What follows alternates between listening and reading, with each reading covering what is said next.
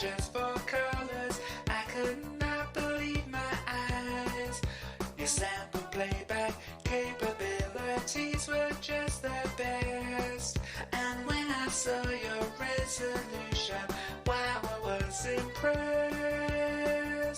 My Amiga, you're more than a friend, not just a gal pal. We're in it to the end. I can tell you exactly what you mean to me, but I know you'll always be inside my heart. I love when you get serious with desktop publishing. Digital painting, girl, well, you are number one. When nothing quite will hit the spot, you're awesome at coding. And when we chill and play together, there's always the most fun. My Amiga, you're more than a friend, not just a gal pal. We're in it to the end.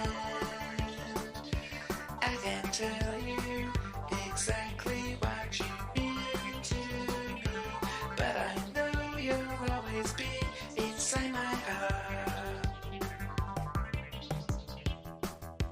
When I turn you off, when I push your buttons, I always feel sorry the next day. I wish I could be with you every hour. I love it when you light up. It makes me feel so gay.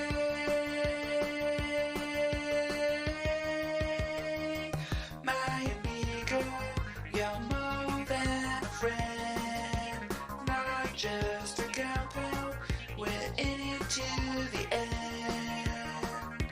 I can tell you exactly what you mean to me, but I know you'll always be inside my heart. My Amiga, you're more than a friend, not just a gal pal. We're in it to the end.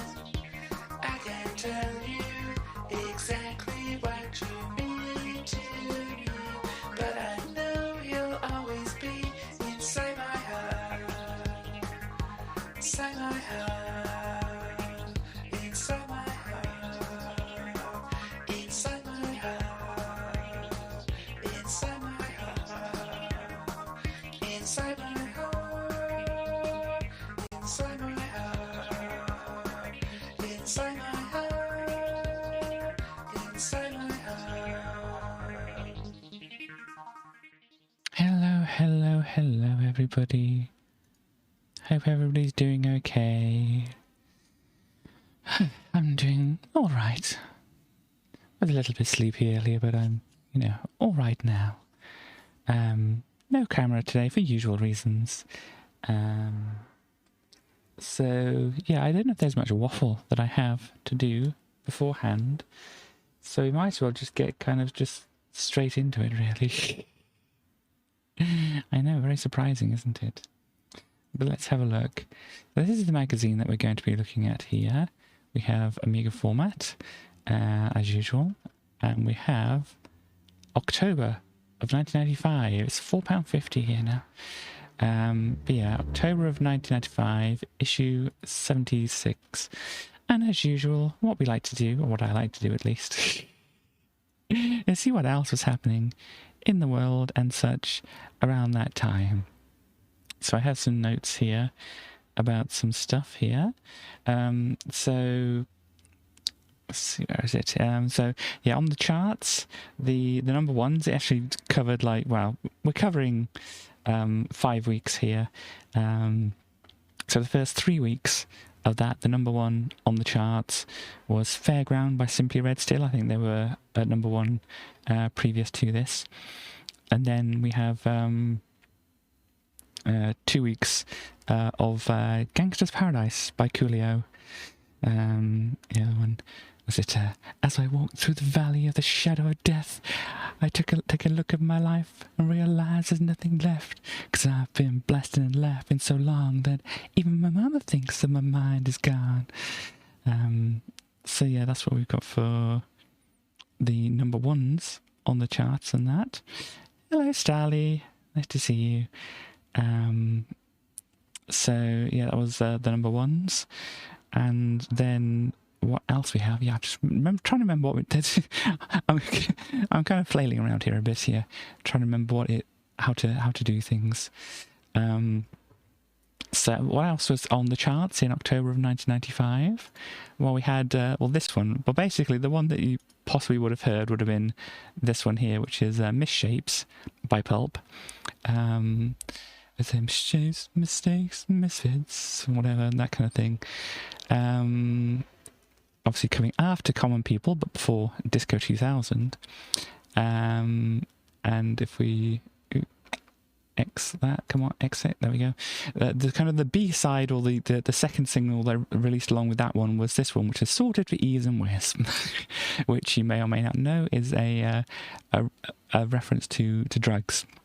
It says, based lyrically on a phrase that lead singer Jarvis Cocker overheard at a rave. The song features lyrics examining the hollow and artificial nature of drug culture. And obviously, because of its subject matter, the song sparked controversy, where several tabloids attacked the song, because of course they did. But yeah, I mean, if we actually, because I haven't actually got this prepared, so let me just try and grab this over here, and let's look up Sorted for Ears and Whiz lyrics. There we go. We've got, oh, is this the way they say the future's meant to feel, or just 20,000 people standing in a field? And I don't quite understand just what this feeling is, but that's okay, because we're all sorted out for ease and whiz. It's definitely not really a pro-drug song, as you can probably tell from these first lines here. And hello, Chaos. And then the chorusy bit, or interlude bit, whatever, is, oh, in the middle of the night, it feels all right. But then tomorrow morning, oh, then you come down. Everybody asks your name, they say we're all the same, and now it's nice one, Giza. But that's as far as the conversation went. I lost my friend, I danced alone, it's 6 o'clock, I want to go home. Hello, SARS as well. But it's not anti-drugs, it's just not pro-drugs. It's like this hollow feeling grows and grows and grows, and you want to call your mother and say, Mother, I can never come home again because I seem to have left an important part of my brain somewhere in a field in Hampshire. Give us the drug song. But yeah, apparently Jarvis Cocker's middle name is Branson. So there you go. But yeah, that's the lyrics. So it's not like pro-drugs, it's not really anti-drugs, it's just Jarvis Cocker's basically meh attitude to drugs. It's what Jesus would have wanted, indeed. But apparently, well, it says up here, basically reclined a phrase that lead singer Jarvis Cocker overheard at a rave, but it says down here, explained his inspiration. Sort of for ease and words, a phrase a girl that I met in Sheffield once told me. And she went to see the Stone Roses at Spike Island, and I said, what do you remember about it? And she said, well, there were these blokes walking around saying, is everybody sorted for ease and whiz? If you don't know, they're drugs. You've got ecstasy here, and come on, float up there, ecstasy, your MDMA, and then we have whiz, which is amphetamine, and that. Jesus Christ. Well, I don't want to suggest anything. That's all she remembered about it, and Jarvis thought it was a good phrase. So yeah, basically he didn't overhear it at a rave. It's kind of like contradicting itself right in the article here, but you know, Wikipedia. And it's inspired by his ambivalence towards indeed. Whatever. So no matter how much of a great time you have on drugs, you know it's been artificially induced. You introduce a chemical in your brain, and that's what makes it such a hollow experience. At least that's his feelings about this kind of thing. It's neither a condemnation nor a celebration, just a factual look. It's about a time when I went to a lot of warehouse things. It's completely different going to Roxy discotheque in the middle of town. People were so friendly. It's mainly because they'd taken a load of drugs and you became disillusioned with it. Describe the song as being when 1 minute people would be shaking your hand saying, yeah, all right, Geezer, you're my best mate. And then as soon as the thing had finished, you were trying to thumb a lift off these same people and they'd be like, fuck off. So yeah, this is kind of the whole idea. But of course there was controversy because, you know, this is well, I say this is the UK. It would have happened anywhere, really, wouldn't it? I think. But the Daily Mirror printed a front page story headed "Ban this sick stunt," and and said it was pro-drugs and stuff like that. And then apparently the single had a way to show how to make a rap to hide drugs in. Indeed. So I said that they do change the artwork, and Jarvis Cocker released a statement saying, "It's not a pro-drug song. No on the sleeve that say you're supposed to put drugs in here, but I understand the confusion. I wouldn't want anything we do to encourage people to take drugs because they aren't a solution or answer to anything. I don't think anyone who listens to Sorted would come away thinking it had a pro-drugs message. If they did, I would say they had misinterpreted it." And the Daily Mirror printed his statement, but he was unhappy because they said instead, "I don't want the sleeve to get in the way of what the record is saying, which is an anti-drugs message." Which he felt oversimplified the song's meaning once again. And the Daily Mirror journalist here also decided to contact the father of a victim of an ecstasy-related death for a response. So yeah, that's, you know, it's whatever you want it to be, Chaos. So there we go. But it's a pretty good song. It's got a nice little, I think it's a synth line. It kind of sounds like it's like hitting harmonics and that kind of thing. So I'm not quite sure. I haven't actually listened to it before this, but as much as I remember it, it sounds like it's a synth line that kind of like sweeps through harmonics and that kind of thing. But anyway. What do I promote? Well, you can have all the misshapes. What do they call it? Is this kind of based on you know, they have like biscuits or sweets called this kind of thing, don't they? Like misshapes and things like that. Or at least they used to. But yeah. So there we go. If we move on from this, we had basically the album that it came from, which was Different Class. And obviously it had the other singles on it: Common People, Disco 2000, and Something Changed. So it was a indeed.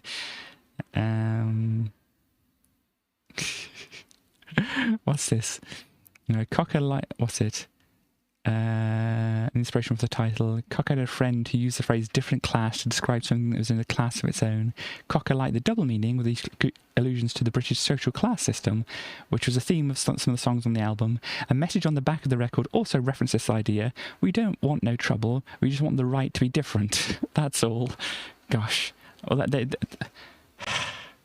definitely got a different right, but it's not necessarily the one we wanted. But anyway.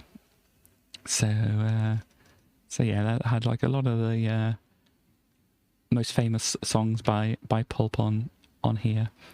And what else do we have? We have "What Do I Do Now" was in the thing as well. Ah dear.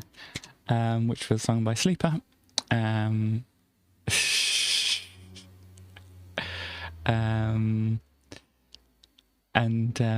Yeah, they also had "Sale of the Century" and something else on here as well, which I've had it stuck in my head. I've had this song stuck in my head. Just despite forgetting it for like many years since 1996. Forgetting it, and then once I heard it again, it's like, oh, this actually is very familiar. And now it's just been like circling around in my head for the last few days. Oh dear. Just as a kind of bit of trivia, you know, that song by the Beastie Boys was actually kind of a parody thing. They didn't really stand behind the message of that. They were just kind of like taking the mick and all that kind of thing. So anyway, so we have "What Do I Do Now," which is a good little song. I like it quite a lot. It's possibly, if I say one of my favourite songs, it's You've always just wanted that though, Chaos. I really don't. I only have like caffeine and sugar. And ibuprofen and paracetamol. I guess I have some estrogen as well, but you know, that's about as far as we go. I mean, I know Stars has all the estrogen she needs, and that, but yeah. Anyhow, yeah, as I said, this is kind of like one of my. I call it one of my favourite songs, but then probably my list of favourite songs is quite big, and this is, as I said, Louise, who is the singer of the thing here, and oh gosh, no, I didn't want it to play, but it's a good song. I like it quite a lot, and it's basically about some people getting ready to go out on the town and just kind of being a bit disillusioned with it, I think, and that kind of thing. Obviously, you've got the England football team thing going on here. Ah dear, that's probably sugar. And I just open it up and there's a bunch of like sweets and fidget spinners and things in there. Well, it sounds like a party to me. But anyway, and you know, Rubik's cubes and stuff. Just it's the easiest way to get it in the system, isn't it? But then also there's another song that was out here, surprisingly another song about drugs, which is Geek Stink Breath by Green Day, which is off Insomniac, which is I think one of their better albums, one of the ones I like more. I don't remember them releasing Jar as a single. They may not have done that here, but I remember Stuck With Me and Geek Stink Breath and whatever, Intravenous. Yeah, I know, you got to make sure you get that right and whatever. But anyway, so we've got Green Day releasing this here, and it's, yeah, here we go. Lyrics tell the effects of methamphetamine on the human body. The word geek is slang for methamphetamine. So there you go, that's what that kind of means there. I'd say kind of coincidentally, I rewatched Breaking Bad recently because there was the season finale of Better Call Saul. So it kind of just wrapped up everything there. So I just watched all of it all the way through. So we got that. And interestingly, during the debut on Saturday Night Live, the word shit in the line, wish in one hand and shit in the other and see which one gets filled first, was left uncensored since the show's production team could not understand the lyrics to the new song. Closed caption typed it as unintelligible lyrics. So there we have there. And if you want to listen to this song, I would recommend, if you're not fond of dentistry, don't watch the video too much. Ah dear, donut to Ivy indeed. Oh right, next Katie Cooks video will. Ah dear. Yeah, but that's there. So obviously I didn't get the video up to have a look through this. This was also a song. Does anybody know or remember this? It's I want to be a hippie. And then he goes, I want to be a hippie and I want to get stoned. And then later on in the song it's like, I want to be a hippie and I want to get stoned on marijuana. All the drug songs coming out in this month is like October of 1995, and so obviously is it it must have been a very, very trying time there, but yeah, there's that there, and I thought I saw something else about it here, but yeah, it's basically a little silly song, hardcore techno gabber song. Supposed to give you a free sample to get you hooked. This is what this is. You know, if you listen to, I'm pointing towards this song. You've got to go to this song and you'll be hooked on marijuana for this one. Oh yeah, because it says here, in January and February of 1996, Technohead performed the song live on Top of the Pops. Top of the Pops is like or was a music chart thing which was played every week. I mentioned it before but it was on every week. I think it was like 7 or 8 o'clock or whatever on BBC One and whatever. So like a very mainstream and that kind of thing. And it just like ran down what the charts were and that kind of thing. So a lot of kids will be watching this. So in January, February 1996, Techno had performed the song on Top of the Pops twice, although both performances had the references to marijuana censored. I don't know how they did that, because I said that the lyrics were, I want to be hippie and I want to get stoned on marijuana. It's basically the lyrics. So they'll be cutting out quite a lot of that if they're just cutting out all the references to marijuana. But anyway, so there we go. Also, here, Starly might enjoy this one, because I think she did. I know she was asking me about it. I think she actually did the stream. My mind is foggy on this kind of thing, but I think she did the stream about the murder ballads and that kind of thing. But she asked me at one point about this anyway. I did recommend this, but it's not. This song is Where the Wild Roses Grow by Nick Cave and the Bad Seeds and Kylie Minogue, and it was based on a traditional song, Down in the Willow Garden. And it's basically this is a song about how the guy in the song, Nick Cave's character, whatever, basically murders Kylie Minogue's character. Indeed. Or is it because I'm not high enough? But it's Down in the Willow Garden, also known as Rose Connolly, a traditional Appalachian murder ballad about a man facing the gallows for the murder of his lover. He gave her poisoned wine, stabbed her, and threw her in a river. I don't know what Pineapple Express is. I haven't seen it. But yeah, we've got the lyrics here. The Flattened Scruggs version. Down in the Willow Garden, there me and my love did meet, where we sat a courting. My love fell off to sleep. I bought a bottle of Burgundy wine, but my true love did not know. I planned to poison that dear girl there on the banks below, and so on. Apparently also stabbed her. I drew a sabre through her. It was an awful sight. I threw her in the river and they ran off in fright. So yeah, there's murder ballad, as it says here. This Where the Wild Roses Grow is based on that as well. And I have here the lyrics to it. And then this is the bit that Kylie Minogue sings. They call me the Wild Rose, but my name's Eliza Day. Why they call me that I do not know, for my name was Eliza Day. And then it's basically like, this is Nick Cave's lines and this is Kylie Minogue's lines, and so they kind of switch out singing and whatever. And at the end, on the third day he took me to the river, he showed me the roses and we kissed, and the last thing I heard was a muttered word as he knelt above me with a rock in his fist. And then on the last day I took her where the wild roses grow. As she lay on the bank, the wind light as a thief. As I kissed her goodbye, said all beauty must die, and I leant down and planted a rose between her teeth. So yeah, that's what this song is like. And this is the video here. This is obviously Nick Cave here, not Nick Cage, as you might be familiar with. And this is Kylie here. And stuff like that. And there's Nick.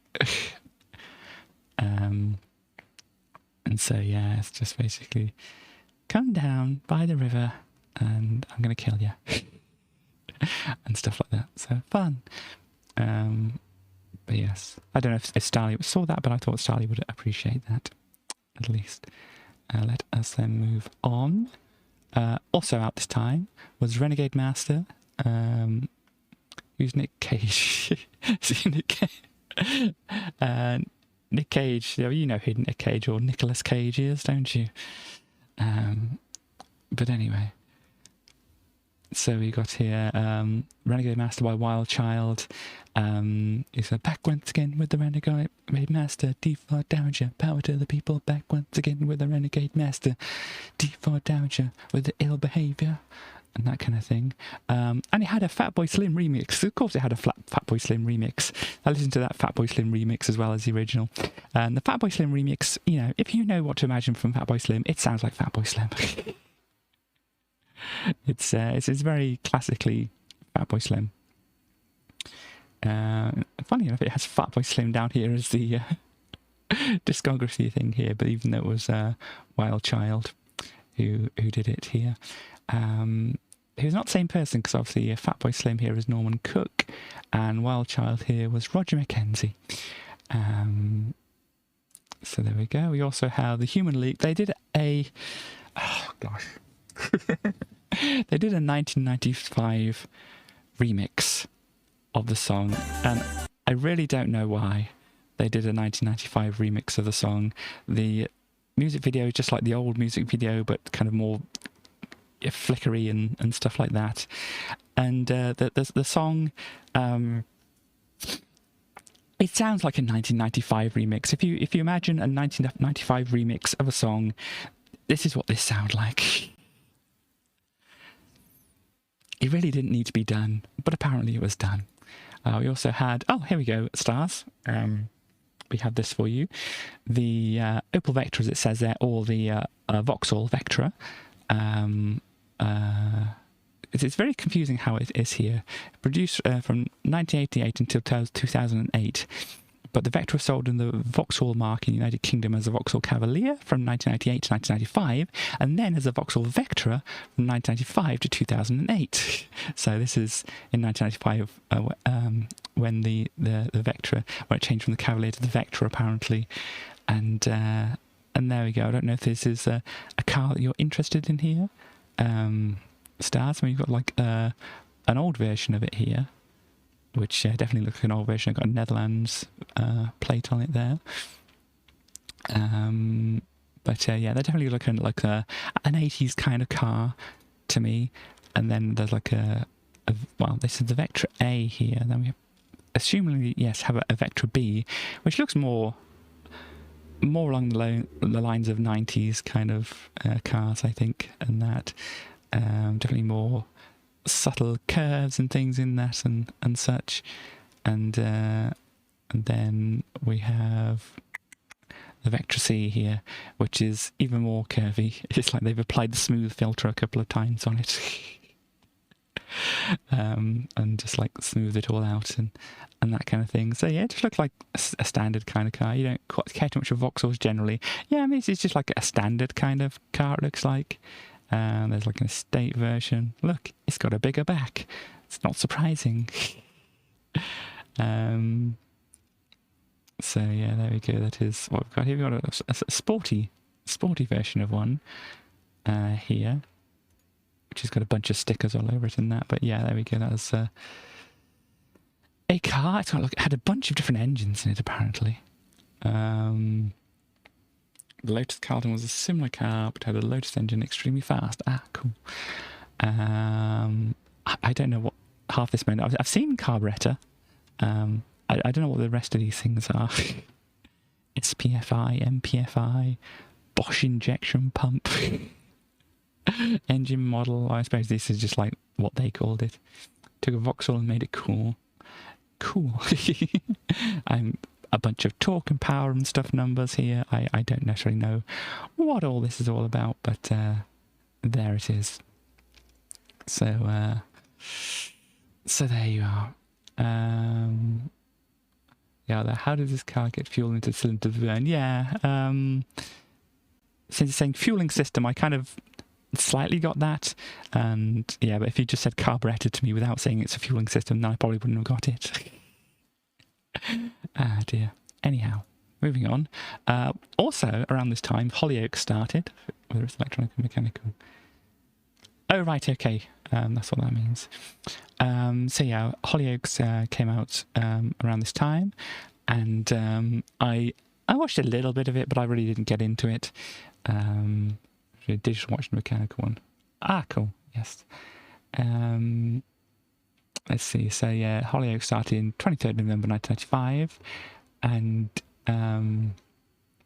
who had previously conceived the soap opera Brookside, which is another, obviously, soap opera, as you can imagine. And it said the longest serving actor is Nick Pickard, who portrayed Tony Hutchinson since the first episode. And so yeah, it's still going on as far as I can tell. Yeah, 1995 to present, it's still going on. And yeah, that guy, if you've ever seen Hollyoaks, you'll know that guy. I think. Because yeah, he's definitely one of the ones that stands out in my head. And yeah, I remember that guy there and that guy there. I don't remember her. I can't see a picture of them. I remember her as well, and remember her as well, and obviously that guy I remember as well. I think I said to you, it's only signed for 26 episodes and claimed enjoyed having appeared on the show since its inception. So yeah, I don't really follow it. I watched it a little bit at the start, but obviously, however many years later, I can still see or recognise these people. And so, what else came out? Oh, there's apparently a Street Fighter TV series.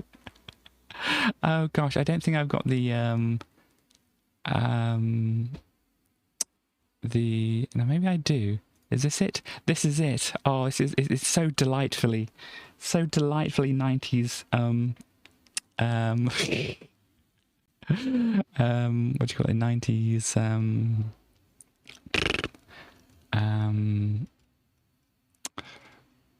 cartoon. Gosh, how did I forget cartoon? I don't know if I know most of these people from this thing. Scott McNeil. He was apparently in Dragon Ball Z. Richard Newman. I was in Transformers. John Payne in Mobile Suit Gundam. And that one doesn't say.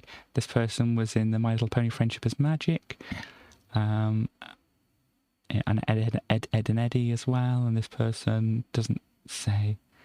But yeah, so that is what we've got here. And you've got to see the intro to this. Obviously, I won't play a lot of it, but you really have to experience this.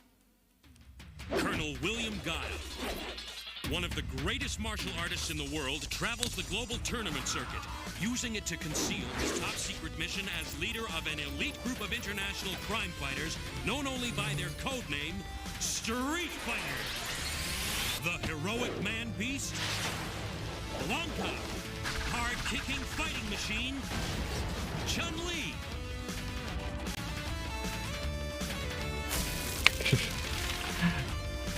And the team of the most amazing warriors ever seen have joined forces with Guile to combat the criminal empire of Shadaloo and its superhuman leader, Bison. They have their own code of honor, discipline, justice, commitment, and together they will triumph against the forces of evil.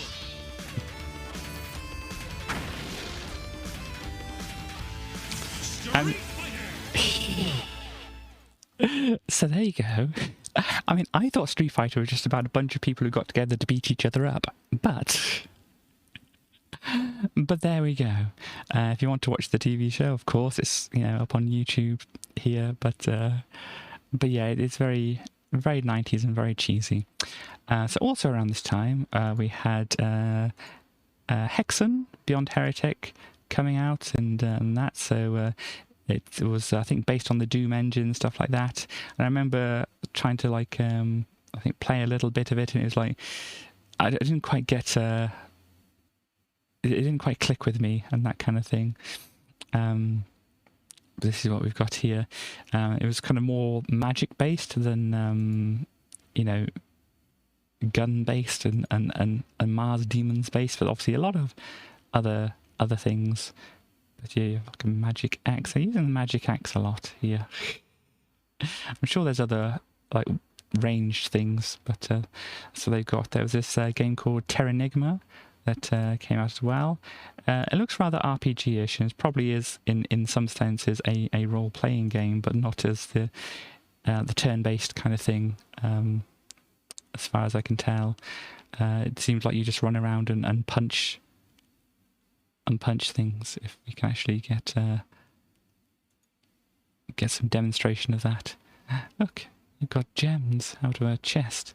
There's a turtle down here. Are they going to punch the turtle? Ooh, they're going to no, they're punching the turtle. So yeah, it's not like a turn-based thing as far as I can tell. It's just like more of a real-time kind of thing. Even though it does stop you to do the drops, it looks like. But yeah, so there we go. There's that there. Also out was Panelled Upon here, which is a simple matching kind of game. As you can see, you just like flick the things around a bit and match them up and stuff like that. Let's flick ahead a little bit. Yeah, not going to try and read that. It'll take me ages to try and read that. But yeah, basically you switch things around, you match up the different colours and shapes and stuff like that. And that was that. Also, Destruction Derby, yay! Or Destruction Derby, if you really want to say it like that. But yeah, this is the first Destruction Derby on the PlayStation, PS1, or PSX as they seem to call it. I don't know why. But yeah, this one had the, you can see on the thing here, the car here has got like damage. If you keep crashing into it, if they smash their front anymore, then their engine's going to blow and they're going to not be able to carry on their race and whatever. So this is the whole thing. Your car would get broken up a bit. You can see the bonnet's really smashed up there. Yeah, so part of it was also doing the actual like Destruction Derby, like bowl fights like this, just trying to break other people's cars and be around, stay around for as long as you can to get as many points as you could and stuff like that. But mostly it was racing and stuff like this. And yeah, as you can probably tell from here, this was the first one, so the courses here are very flat. There's no ups and downs, nothing like that. Obviously, they were trying to get the hang of the PlayStation hardware and stuff like that. So it, yeah, they couldn't quite figure that out at this point, it seems. So they just got the very flat race courses. I don't know if this is based on an actual car, but it looks just like a fairly standard car to me, at least. So and that's what all the cars are. If you look at all the other cars around, that's all you're likely to see. Oh, they're trying to take out the second place and whatever there. So yeah, all these cars are all the same cars and whatever, and flat racetracks. The Destruction Derby 2 really kind of picked it up, and did some more interesting stuff. Too few pixels to tell. Yeah, I think it's like some just basic things there. Also, we had I Have No Mouth and I'm a Scream. It says based on the Harlan Ellison, or written by Harlan Ellison. I think it was a book as well. And it's a very unusual. Oh gosh, a very unusual kind of game. I've seen somebody do a playthrough of it and whatever. And it's like a point and click game, but it's as you can see, this person looks rather depressed and stuff like that, and yeah, there's interesting stuff going on. Unfortunately, I can't find a place where some strange stuff is going on. But yeah, talk to the id. Indeed. Also out at this time, just to say before I start playing this, there's going to be a bit of flashing with this video, so just be aware of that. So this is, Time Crisis, which was basically an arcade game. You can see here, shoot screen to fast forward, you have like a light gun and that kind of thing, and what it would do is just kind of like, yeah, here's the flashing. Sorry about the flashing. It would, put the enemies in front of you, like move to different locations on its own, and you just stand there with a gun trying to shoot at all the different enemies and stuff like that. So, as I said, a little bit of flashing though, unfortunately, on that. Also, out around this time was Mallrats. You might know about it with Kevin Smith and Jason Lee and all these other kind of people, with Ben Affleck and such. So obviously it's got Jay and Silent Bob in it. But what I remember most from this film is this particular scene here, where this guy is looking at a stereogram and trying to figure out what it is and all that kind of thing. He can't see it, but everybody else can see it, apparently. And so let's just kind of like play through the scene a little bit here, because this is what I want to look at. Just where's I don't want to go full screen because that might give some problems. But if you can do stereograms, I'll leave it here for a moment. If you can do stereograms, please do try this one. Because apparently what everybody else sees in this picture is a sailboat. I'm looking at it now. It's definitely not a sailboat.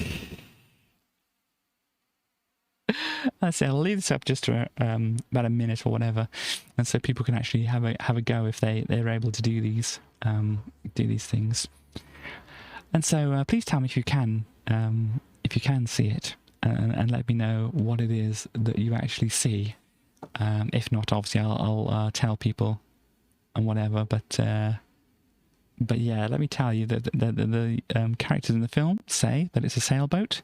It is most definitely not a sailboat. This is pretty big. I don't know if you would be able to actually look at this properly in the cinema, because obviously you've got to like unfocus and get the right kind of focus point on this kind of thing. And if it's like huge on a cinema screen, you may not have been able to make it out. Nobody's posting anything in the chat, so I'll just say what I can see here. The top line that I can see here, we've got a plus, we've kind of got a circle, we've got a diamond, and we've got a star, and they're kind of like hollowed out, so they're going in the middle. And then at the bottom, we've got, or in the middle row, we've kind of got three spheres, which are kind of cut up in different ways. And the one at the end is kind of like cut up in a bit of like a checkerboard pattern, and the other ones have other various patterns. You see some fuzzy black and white stuff, yeah. But if you actually see the 3D-ness of some stuff, there's that. And then the bottom line, obviously it might be a bit awkward as well on the thing. So let me just have a look on my, oh gosh, if it's going to work. Here we go. Let me try it on the stream preview I have up. Now I can still see it fairly clearly on the stream preview, so you should be able to see things okay if you're able to view them all right. And that, but obviously no worries if you can't do it. But yeah, so gosh, try and do it properly. Here we go. So the first line is got some various shapes, and on the second line we've got some spheres broken up in different ways, and on the bottom line it's just basically cones poking up out of the scene. So it's definitely not a sailboat. And is this captions? Yeah. If you actually play through the thing here, looking for the hidden picture in this one character. There you go. Oh yeah, look, it's a sailboat. But it's definitely not a sailboat. So anyway, also out around this time was what some people might consider to being like the best album ever and whatever. At least at the time they might have thought that, which was What's the Story, Morning Glory. Had a lot of good songs on it, and there's definitely a lot of singles released from it. Obviously some famous ones being like Don't Look Back in Angus, Champagne Supernova. Had Roll With It on that one. I wouldn't have thought Roll With It would have been on this one. I thought it would be like the other one, the one beforehand. But also it had, of course, Wonderwall, you know. Just that song. But yeah, this is when this was released here, 30th of October 1995. I think I saw a thing down here. Oh yeah, there was the Mike Flowers Pops version, which was like an easy listening version of it. Oh dear. But okay, this is not what I was looking for, because I think it showed something here which I did have, because I did kind of get it a little bit into Oasis for a bit, and I did get this both of these singles boxes here. I didn't realise at the time, but they're actually like made out to look like cigarette packets, which, as I said, me not being somebody who smoked back at this time, I didn't really realise that until later. but yeah, so basically there's the singles, and obviously the singles had the B-sides and stuff like that. And to me, who was very much getting into music and stuff like that, so this is a very interesting thing to be able to have, with just like a collection of them. Oh gosh, I may or may not still have them. I don't know if I do though. They possibly moved on to a different owner there, but yeah, I mean, probably my favourite Oasis song is this one, Acquiesce. Here, I do like this one more than pretty much any other ones here. But yeah, moving on. Also around this time, I know we kind of started on music and we've gone away from music and come back to music, and we've gone away from Green Day and come back to Green Day. But you know, it's just the way that they appear in my searches and stuff like that. I could probably try and arrange them, but I suppose this is okay. So what we've got here, this is on Insomniac by Green Day, which I said is had a lot of good songs on this album. Let us see here. Yeah, there's a song called Brat. You'd like that, Stars. Like Brain Stew and Jaded and Walking Contradiction, and yeah, so a lot of good songs there. Also, which is very interesting, your theme tune, indeed. let's just see actually if it would be Green Day Brat lyrics. Here we go. Let's see what it says. Mum and Dad don't look so hot these days. They're getting over the hill. Death is closing in and catching up as far as I can tell. Got a plan of action and cold blood. It smells like defiance. I'll just wait for Mum and Dad to die and get my inheritance. I can imagine that in some ways you might be able to feel that kind of thing there. I said, I'm a snot-nosed slob without a job, and I know I damn well should. Mum and Dad don't look so hot these days, but my future's looking good. Well, that is that. If you associate with that or not, Stars, I'll leave that up to you to decide. Aftermath and touring, well, that's quite a thing. I'm interested in like the artwork here. God told me to skin you alive. Redirects here. Okay. Before naming the song, it was decided on the band considered naming the album Jesus Christ Supermarket.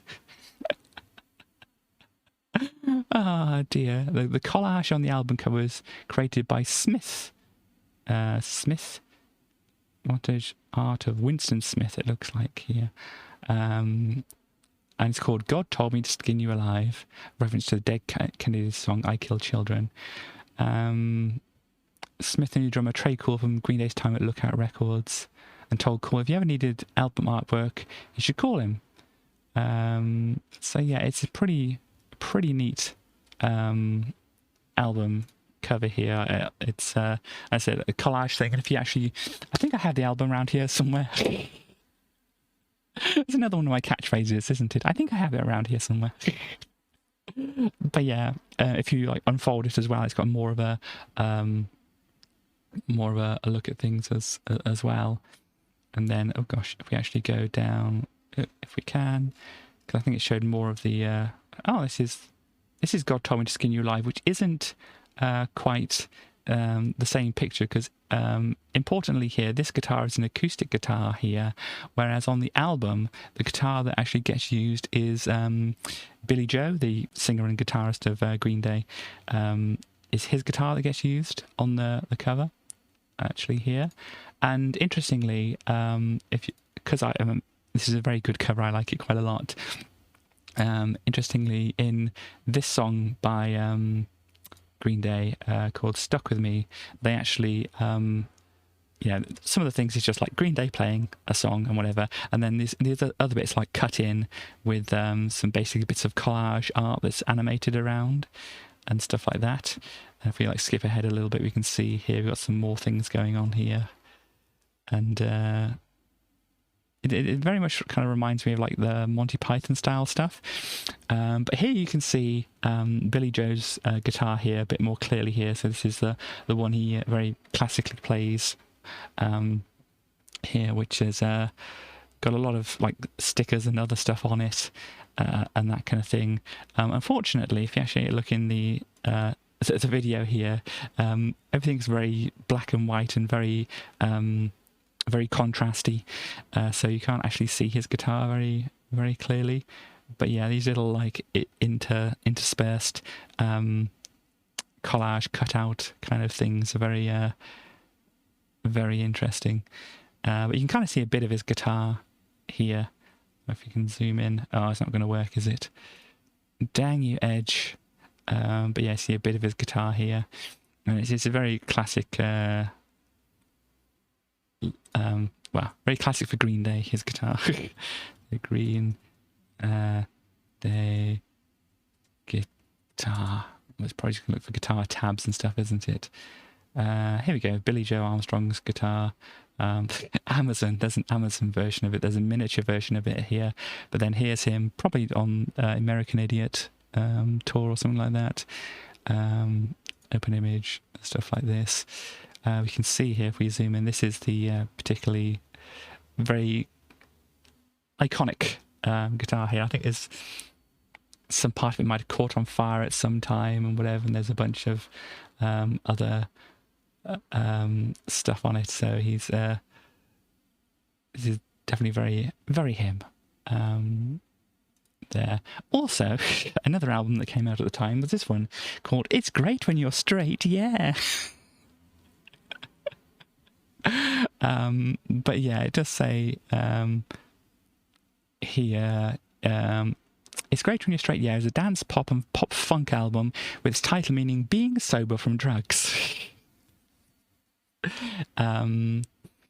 But it's probably more, it's great when you're straight, and like, yeah, it's probably more meant like that, because if you know anything about Black Grape and Shaun Ryder, you'll know that yeah, it's definitely not a serious title. It's interesting because one of the other people on the other vocalist on the album is called Kermit, which is a very good stage name, and then they have a dancer called Bez. And that's probably like, I always like bands that have dancers. You know, it's what was it? I think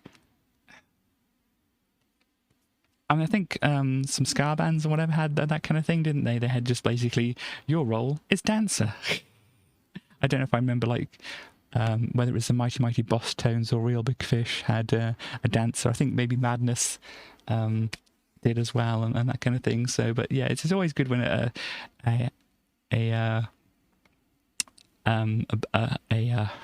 band has a dedicated dancer as actually part of the band, and who's just like just some random guy just there, just dancing really. But yeah, this one has some good things. I think I mentioned Black Grape before here, but the Reverend Black Grape, In the Name of the Father, and Kelly's Heroes are very good. I mean, I think probably that my favourite one of these was Kelly's Heroes, which the internet reports the lyrics incorrectly quite a lot. What's interesting about this is Shaun Ryder on here, and this is them kind of doing like a bank robbery thing, and apparently there's a different version of the thing here. But yeah, these are two people here where they basically well, I'd like to be able to play it for you and such like that, but yeah, the main chorus part from this is "Don't talk to me about heroes." And as I said, the internet kind of likes to say that it's most of these men sing like serfs, which if you actually listen to the song, it definitely sounds a lot more like most of these men sink like subs. Because what they wanted to do, if you actually look at the lyrics for this, as I said, they'll be mostly wrong here, but let's have a Black Grape, Kelly's Heroes lyrics. Here we go. So yeah, most of these ones are going to be wrong, because they like to say that it's sing like serfs, but it definitely sounds like sink like subs if you actually listen to it properly. But yeah, don't talk to me about heroes. Most of these men sink like subs. Jesus was a black man. No, Jesus was Batman. No, that was Bruce Wayne. And then who's got the biggest brain? And I don't think this is right lyrics here as well here. But then don't talk to me about heroes. Most of these saying sink like subs is the actual proper lyrics here. And then who's got the biggest brain? Jesus was a black man. No, Jesus was Batman. No, that was Bruce Wayne. And you can tell that there's a theme going through here, that there's a lot of Ain lyrics here. So you got Bruce Wayne, biggest brain, again, down to the strain. I don't think this is lame here, but they've kind of got the right idea here. And so you got that kind of idea that's the kind of rhyme they're going with through most of the song. But then this whole don't talk to me about heroes, most of these things sink like subs. It's like what they actually wanted to do here was most of these men snort cocaine. But obviously popping that into a pop song, the label really wasn't very fond of that. But you can see how it would have worked out here. You know, who's got the biggest, who's got the richest brain? Jesus was a black man, Jesus was Batman, no, that was Bruce Wayne. Don't talk to me about heroes, most of these men snort cocaine. You know, it fits a lot better, but, you know, that is the way it had to be for it to actually be, you know, on the radio and on TV and stuff like that. So there we go. And also, Tragic Kingdom by... No Doubt was released around this time. Some good songs like Just a Girl, Don't Speak, and such were on this album. Apparently a lot of singles were released from it. I remember Spider's Webs being a single, but I can't remember exactly what it sounds like. But I remember like Just a Girl and Don't Speak, because they're pretty cool. But yeah, you may know of No Doubt because of obviously one of the main person that you'd notice on the album being gosh, come on, it's not popping up on here, is it? Let's click over to here and we'll see. Gwen Stefani, there we go. Obviously she went on to do a lot of other things after this, but yeah, this is like where I kind of like my introduction to Gwen Stefani was with No Doubt and stuff like that, which is a very good, at least those two songs that I say here, Just a Girl and Don't Speak, I like quite a lot. So there we go, that's our look through what was going on around this time. And so we can actually have a look more about what was included with this magazine here, because of course we like to look at the cover discs first, and one of these cover discs I'm not going to look at because it's this one. Look at it, Info Nexus and Data Nexus, two astounding demos. One keeps your files in order, the other one can keep your orders on file. So yeah, it's basically like databasey type stuff, and it's just like, even though it might have been useful or whatever at the time, and it possibly might have been actually good or whatever, I don't know, it's just, you know, there are much better options nowadays if you want to do anything like that.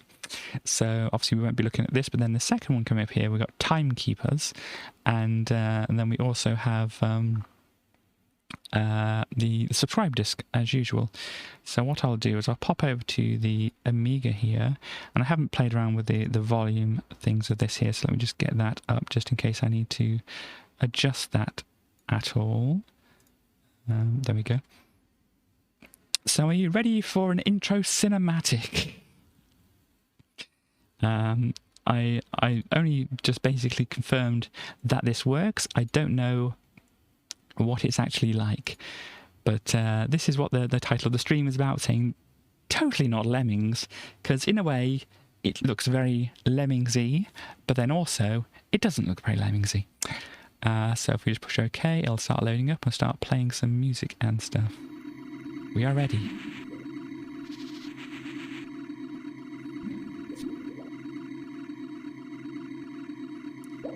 Definitely looks a bit Lemmingsy here, doesn't it? Ooh, RAM expansion.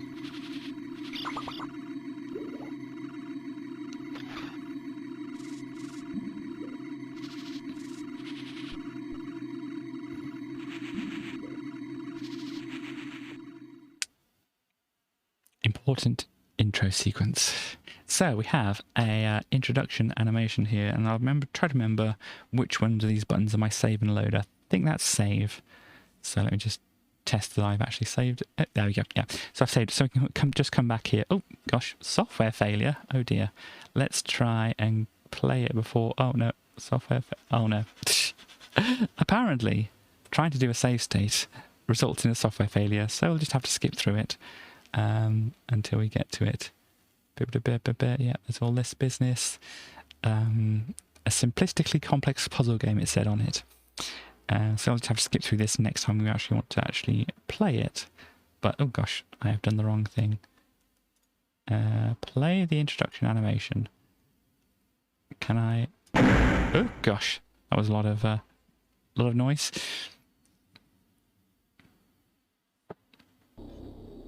It was just another average day. I was up to my neck in paperwork. Then Lieutenant Seymour called. He informed me that Wilhelm had done it again. 20 nuclear devices have been placed in 4 various time zones of Earth's history. This is a job for the timekeepers. Definitely didn't sound like an English person trying to do an American accent, did it? Okay, so it skips back here. That's okay. That's good. Oh gosh, sorry about that. I forgot that it was going to be loud.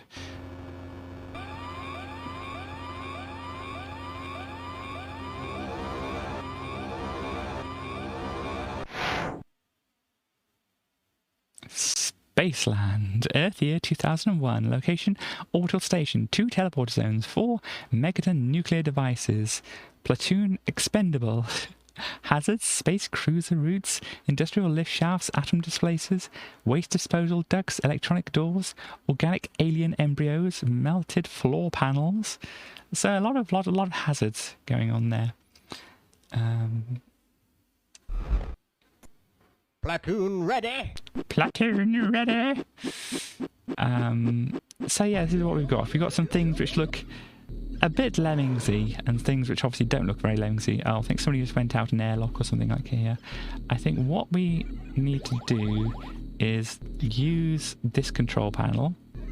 Okay, they're not looking the right way. Can you look over that way, please? And then once you've done that, can you use the control panel?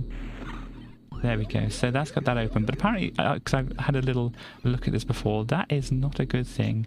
Let's just demonstrate. Oh, they're already going up and down like that. You go that way. If they walk into this... Oh, no, the other one's going to walk into it as well. They go, ah!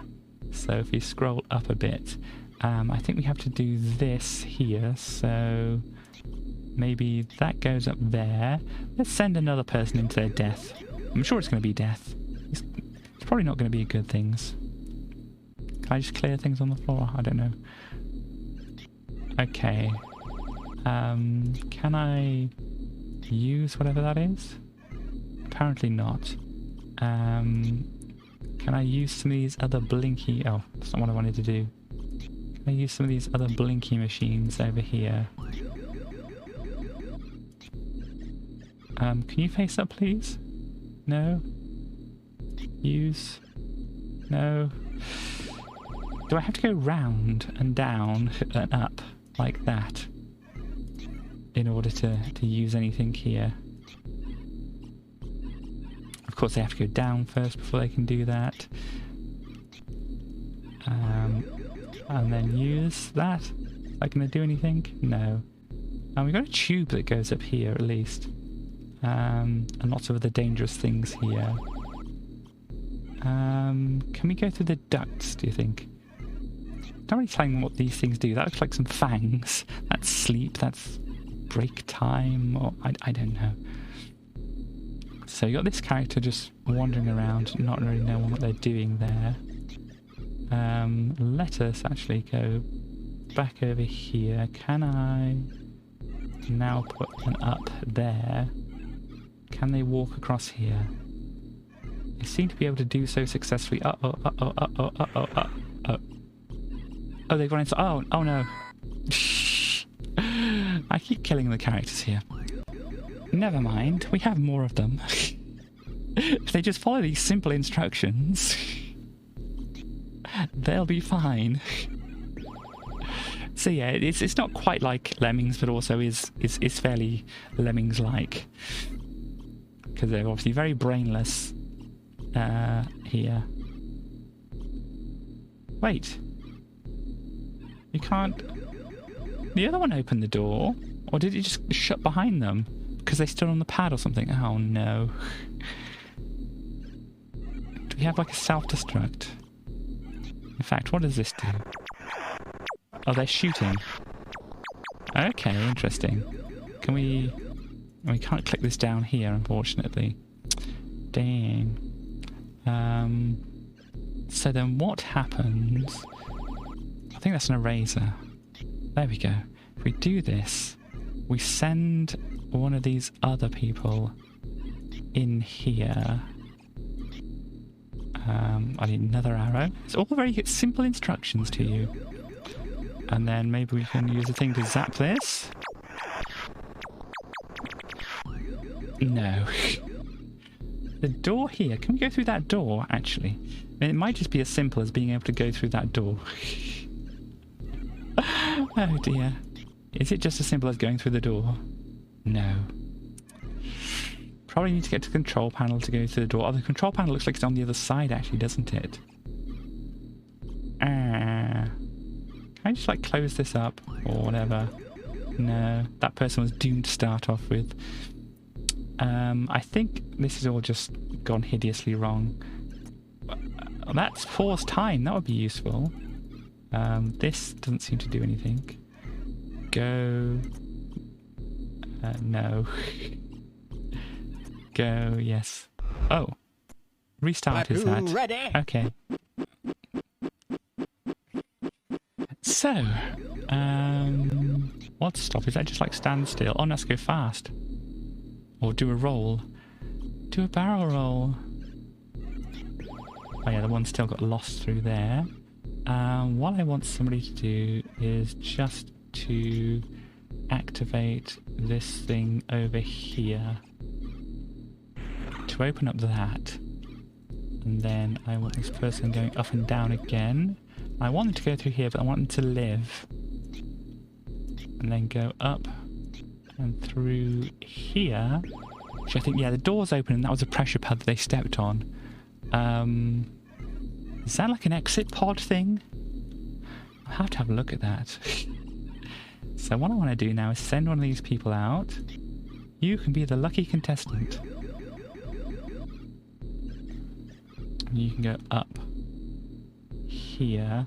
And oh gosh, I've done it again. I forgot. Oh, actually, make them go across there because I'm not quite sure if I'm going to be able to put things... No, I can't put things on there, so they have to go on here. Can you get into this thing? Oh. Oh. This is slightly a problem. Stop there. Can you face a different direction? You're just waiting there, are you? Okay. And then if I put this, like, here, will you shoot that? And that destroys it. Is that now a hole? It's now a hole. Oh, dear me.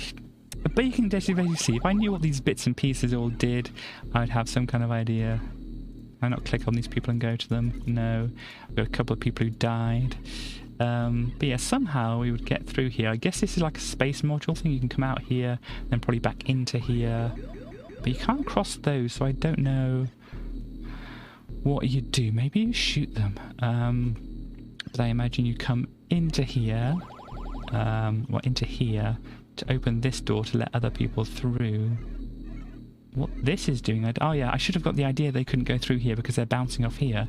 Let me just check to see. Can these people shoot through this? What?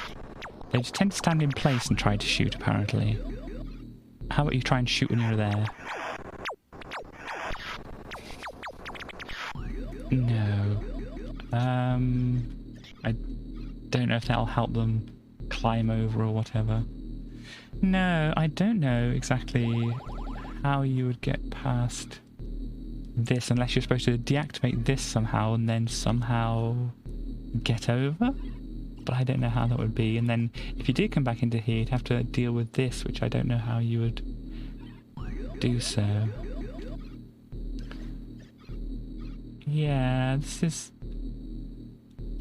a lot of stuff which obviously I'd have to like read up on various bits and pieces to understand what I'm supposed to do. But it still looks like an interesting game anyway. But obviously this is only for like a quick look at things rather than an in-depth look. So now we have the subscribe disc. And gosh, I don't know why this does this, but you can see the scroll bar on the side here. It said like the actual thing you want is all the way down here. Sub 76. It's very, very, very sub down there, isn't it? And so what is it that was interesting on here? Let me check my notes. Let's see here. Okay, so there's two things basically on here which looked interesting. There was the Amos demo here, which my comments were, I think, like very gay. So once that's actually sorted out here, let's open the RAM disk and Uniwave. We load this up. Incredibly, incredibly gay. And as it says, this was done in Amos. Oh, here we go. We've got some other thing here.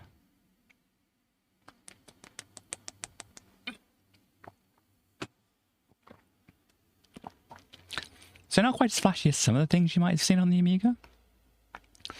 But considering this was done in Amos, which is, you know, tends to be slower than actually just programming, you know, in machine language or C or something like that. But yeah, it's kind of like if you run things in your browser nowadays, if you don't understand programming terms, you know, when you run things in your browser, they kind of be a bit slower and whatever than if they were running directly on your computer. It's kind of the same thing with Amos here. But yeah, there we go. That's that. Very gay, but very very simple. Like me. Anyhow, we also have this TNT one, which is, I'd say, pretty much the opposite. Oh gosh, are you ready? Are you ready for TNT? I don't know why it calls it TNT here, because definitely here, well, it's presented by Scrotum at least.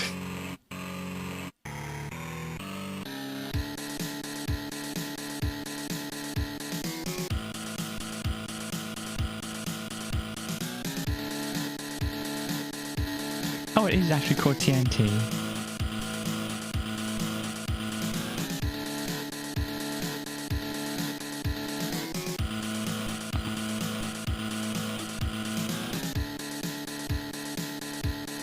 I don't know if you're still listening, Chaos, but here's some more Amiga music for you.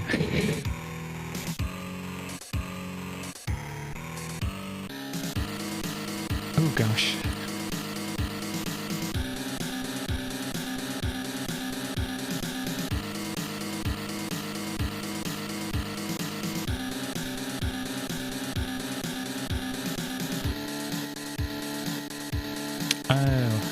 I get it.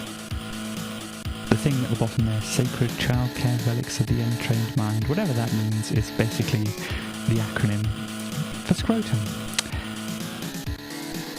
Oh gosh. Can you tell it's like one player? No.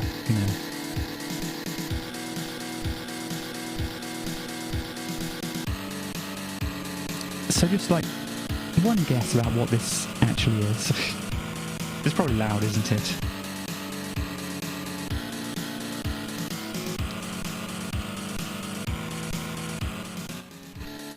Ooh, hang on. There we go. That's probably better. Oh, here we go. We're playing. So yeah, it's a Bomberman clone. I'm the little green person down in the bottom corner there.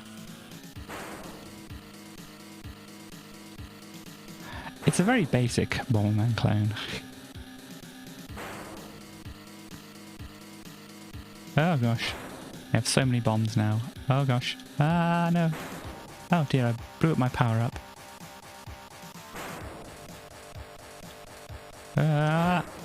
Dang it. And yeah, they have it to basically as like a two-player game. You only have one life.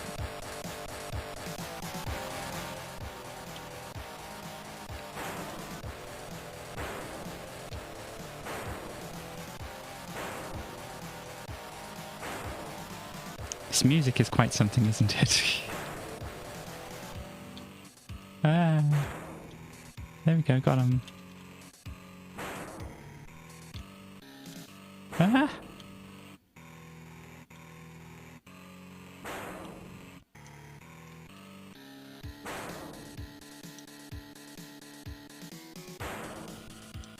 Actually, my goal will just be to kill the other player. Ooh. And yeah, this other player is basically just like controlled by the other joystick or the mouse as it is. If I'm just wiggling the mouse around now, and they're just like going around randomly because it's not the way that the hardware was designed. If you did this on the actual Amiga as well, the actual hardware, if you move the mouse around, it would just basically move the other player around in random, well, not quite random directions, but random as much as possible. Starly, since you're around at the moment, oh yeah, that's enough of that. Starly, since you're around at the moment, did you see the thing about the murder ballads earlier?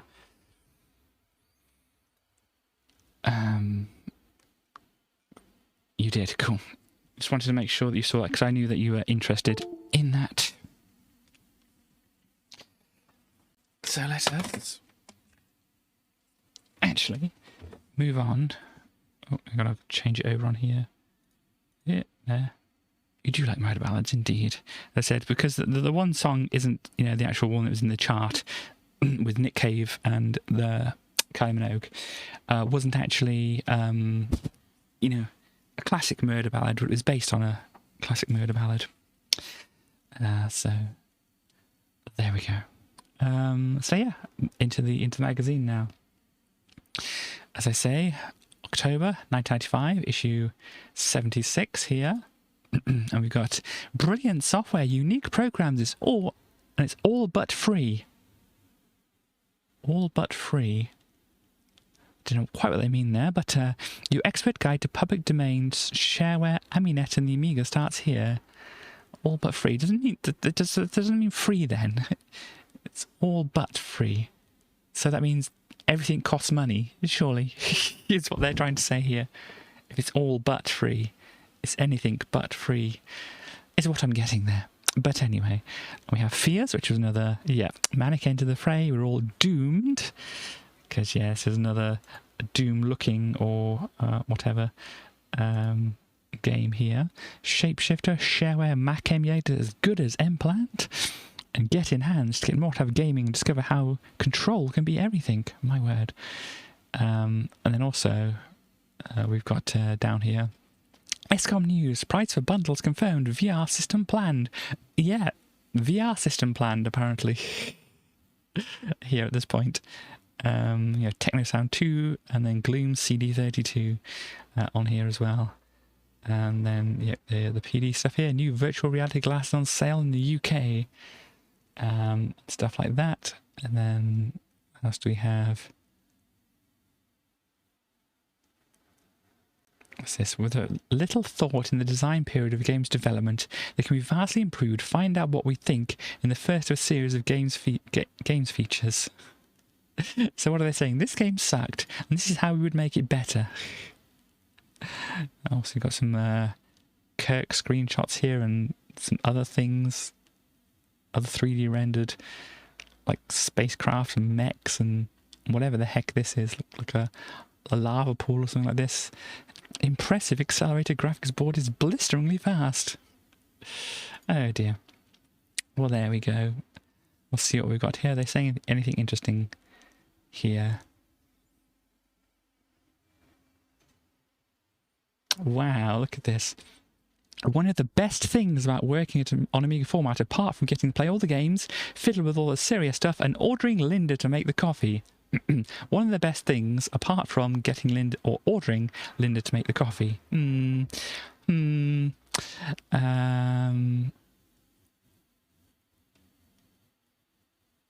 Oh dear.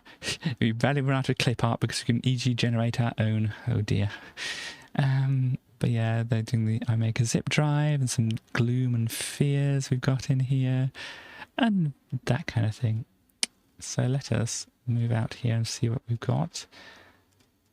Down here, a very humble apology. What's this? It was impossible for us to review the exciting looking Spirit Legacy in this issue. Impossible because we couldn't agree to write our review based on a few hours of playing an unfinished version of the game. Similarly, we were not able to bring you an Alien Breed 3D, which was scheduled to be reviewed. Team 17 felt unable to leave us a full copy of either game until release was imminent. You are Linda, and you love it when the auditors make a copy. Well, you know, if she's for it, then that's fine, but then this was the 90s, so, you know. So basically, they didn't think or Team 17 didn't think the games were in a release-ready or review-ready state. There. Return of the Amiga. Let's see here. The long wait is over, and finally the Amiga is returning to these shores. Amiga Technology will have 60,000 A1200 machines manufactured for sale during the Christmas period. The first public outing of the new batch of A1200s will be the Live 95 Consumer Electronics Show in London's Earl's Court. The Amiga will appear alongside next-generation consoles and multimedia PCs. Oh, gosh. Yeah, so the old Amiga will be against all the new stuff. This doesn't sound like a good idea. Ah, dear. The last time Commodore appeared at this venue was to show off the CD32, which received a great deal of interest. That's damning with faint praise, isn't it, really? It received a great deal of interest, but nobody bought it. Ah, look at this, a shiny white Amiga. Or thereabouts. Is it the first ever interactive game ad? Interesting.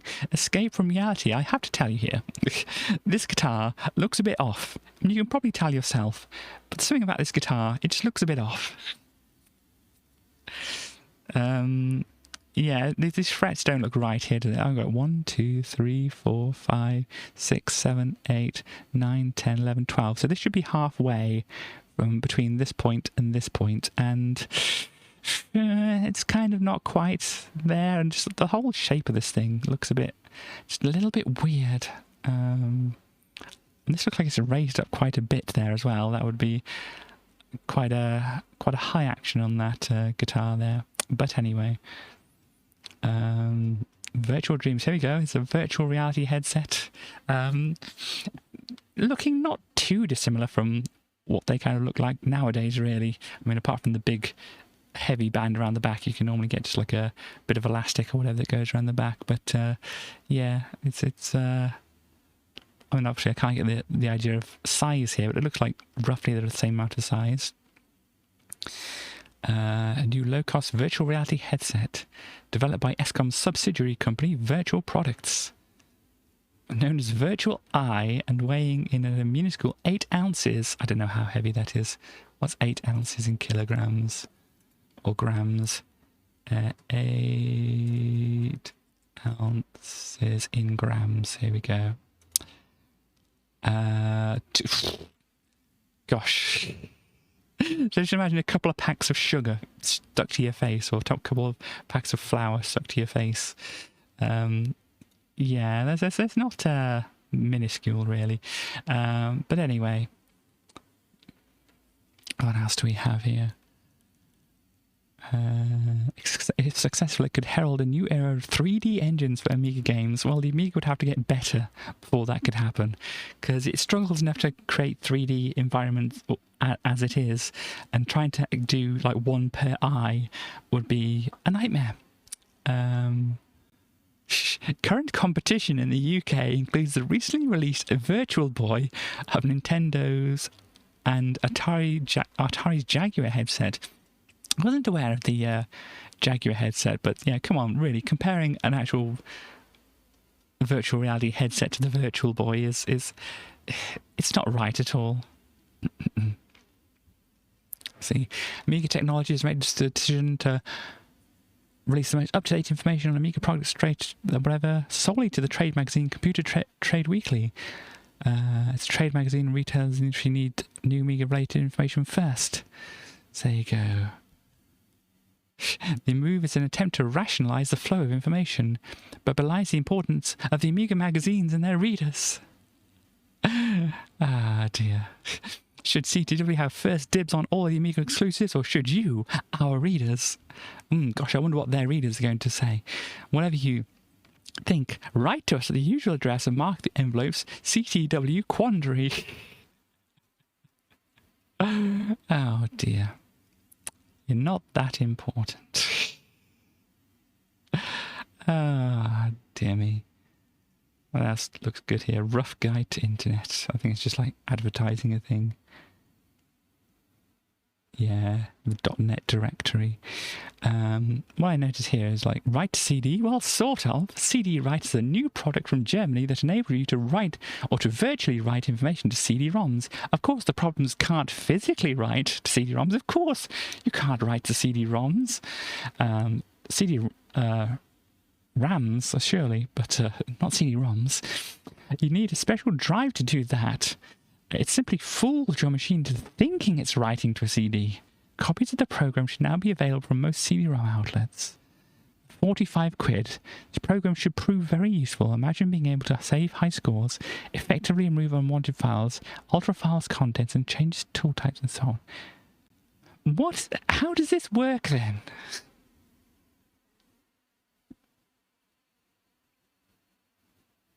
So how does it actually work? If you're not actually writing to the CD, it's obviously got to be stored like either on a floppy disk or on your hard drive. And how is it very useful for saving high scores and removing unwanted... I don't understand how it's useful in any kind of way. Oh, look, Electronic Arts want to come back to the Amiga now that there's actually an Amiga to come back to. Surprising that. Oh dear. It doesn't look good, does it? I'm sure your car isn't supposed to do that. Stars, can you confirm or deny? Are cars supposed to do this? It is a Formula 1 car. It's a team manager, so it's not actually a racing game.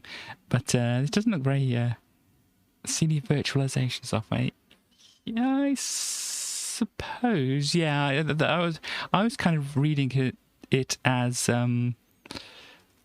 that you would pop a CD in, and that you'd pop a CD in and pretend to write to that particular CD. So it's more like an indexing kind of thing, that if you put that CD back in, it would bring up the files that were supposed to be written to it. But it's probably like what do they call it? CD virtualization. Yeah, it's that thing. What's like the famous ones? I can't remember what they're called now, but it's basically when you mount an ISO file on like a PC or something like that. Yeah, someone's balls might be on fire. Yeah, it looks like a couple of very dense spots in the middle here where they all seem to be coming from. So yeah, maybe that's another way to deal with that kind of thing. Yeah, I don't know how it's actually supposed to work, but apparently there's going to be a review next issue, so we might have some more idea of how that works. The world of public domain. Free software sounds like a dream come true. Fast forward quite a few years, and yeah, you got a bunch of free software you can download from the internet. Some of it's actually supposed to be free as well.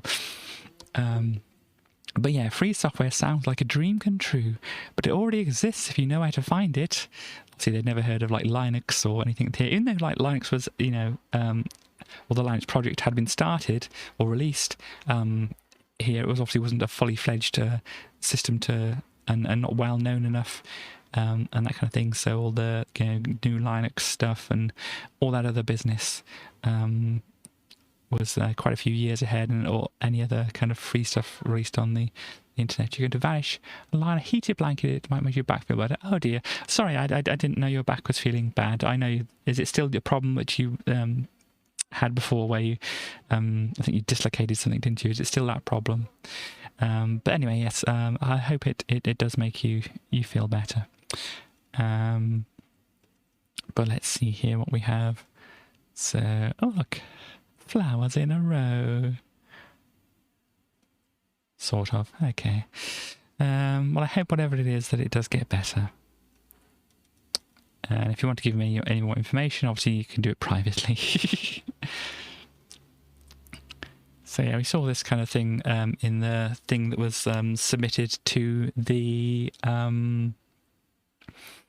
Amiga Format Make a Game competition that they had. This MASH thing, which is a bit like Worms, or pretty much very, very close to being Worms. This is how you can release your own software. There's several ways to go about it. You can buy a modem. It's the fastest way to get your program in the public eye. Or access to Aminate is literally the best thing you do if you want superior Amiga PD. Well, it's kind of the same thing, isn't it? With more support, PD Amiga browsers could evolve and beat the current champion Netscape. Well, it's complicated. Check your program works, yeah, do all this other stuff. Decide the form of software I'll take, publish to main shareware or whatever. It's like buy a modem. Because this is what they're going on nowadays, is being online makes getting your program known so much easier. It's not like give it to a PD library anymore, it's just like upload it to like an FTP, I'm guessing, and stuff like that. What is this? Motion. Demo coders are the main torchbearers and explorers of what the Amiga is capable of. This demo finally evolved into that blockbusting Doom clone fears. Wow, this demo evolved into a Doom clone?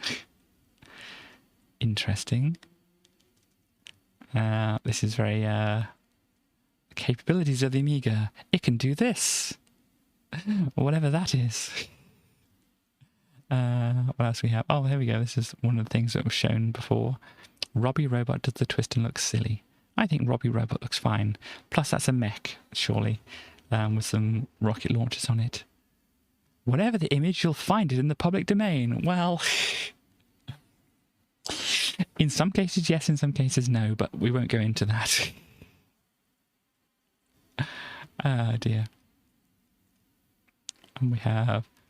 Wow! Marathon! Has anybody heard of this game called Marathon? Freeware distribution made this game one of the biggest successes on the Mac ever.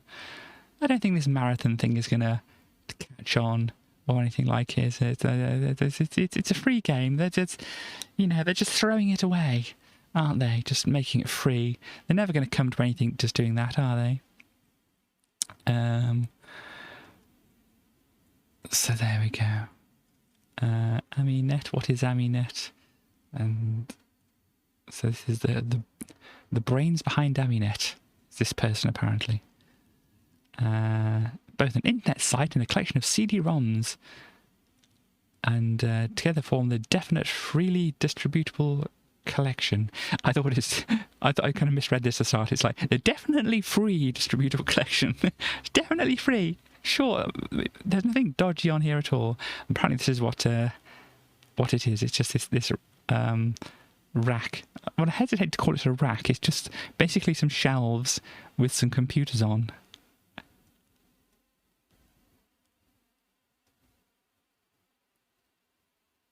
Images taken at the EUNet internet provider. Okay, so this is actually at I think yes, it's an FTP site there.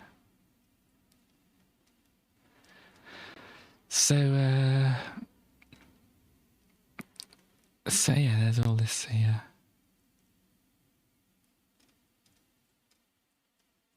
Late night kebab provider.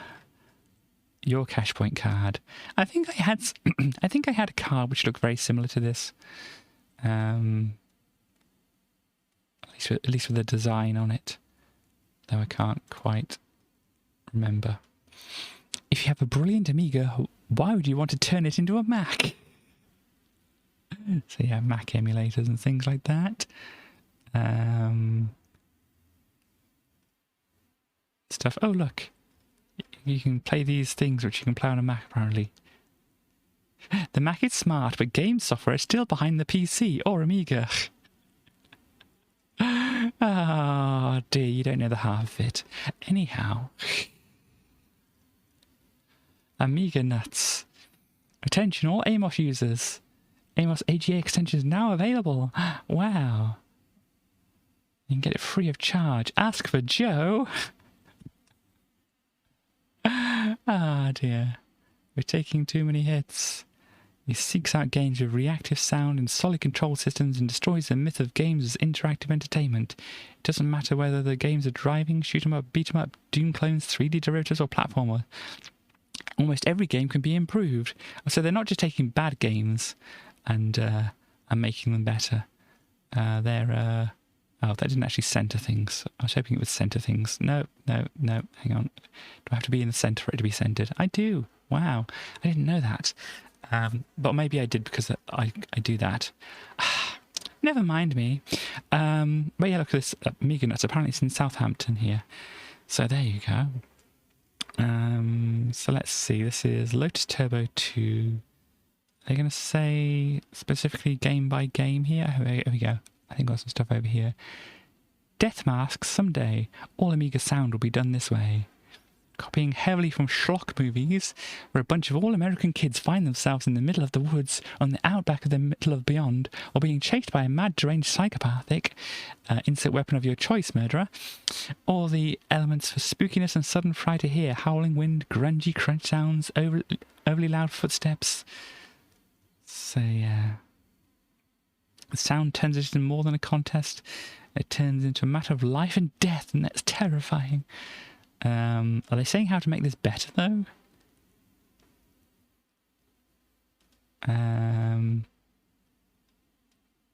It seems like they're just reviewing the games here.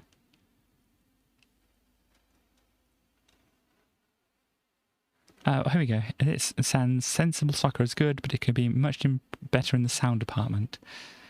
And that's it, is it? So what's the point of this? Power is nothing without controls. Which buttons do you press to take control of the game? Guardian with the CD32 badge, shoulder buttons, red button, green button, yellow button.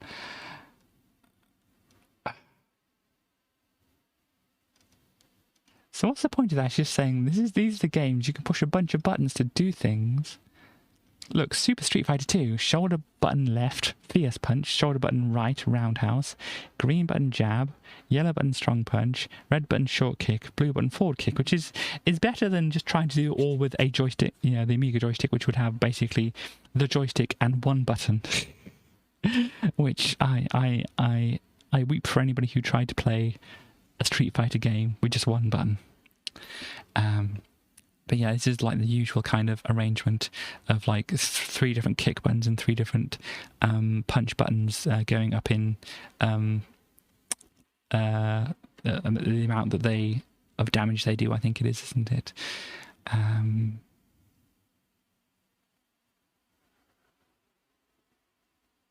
Yeah, capturing the playability of the original version would have been impossible without a CD32 controller. Well, Street Fighter 2 on the Amiga tried to get around this by making the combos and special moves context sensitive. It didn't work very well. I thought it wouldn't. They didn't say that in their review as far as I could tell, but yeah.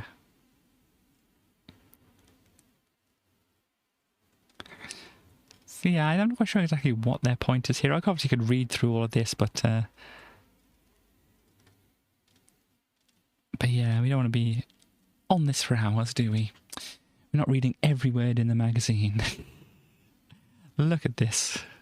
I do not know what this is, but it surely is. Looks like probably something from Fears. Oh, there's that Odyssey game which they had the demo for, which was very interesting. They call it Tolkien-esque, which I'm not sure about Tolkien-esque for that game. Just generic fantasy, I'd say, but yeah. And here's the advert for that game we played today. Timekeepers, 60 puzzle pack levels, 4 graphical time zones, 56 platoon members, 1,600 character movements. Wow, does that just mean like frames of animation, or what does that mean? And yeah, I was quite impressed with this game, there being like the actual speech on that, because with the Amiga, obviously there's not a lot of storage available for keeping, you know, very complex sound files, and the playback isn't always like the best. You've heard what kind of sound the Amiga can do. It can do good sound, but not great sound. Oh gosh, really? Oh gosh. So the different areas or lands that they have available are Hieronymus Land, 2 million BC, ancient mythological heritage ruled by soaring eagle trolls, and the fearsome green men of Shoutsville. Your platoon will provide worthy if they survive this natural violence of this young world. Medieval Land, 1245, dressed as knights of the realm, encounter mystical labyrinth of time, damp, dimly lit corridors, levers, doors, portcullises, pit traps, and dark secrets. Challenge the most logical of us all. And then the one that caught my eye, Vietnam Land. Oh no.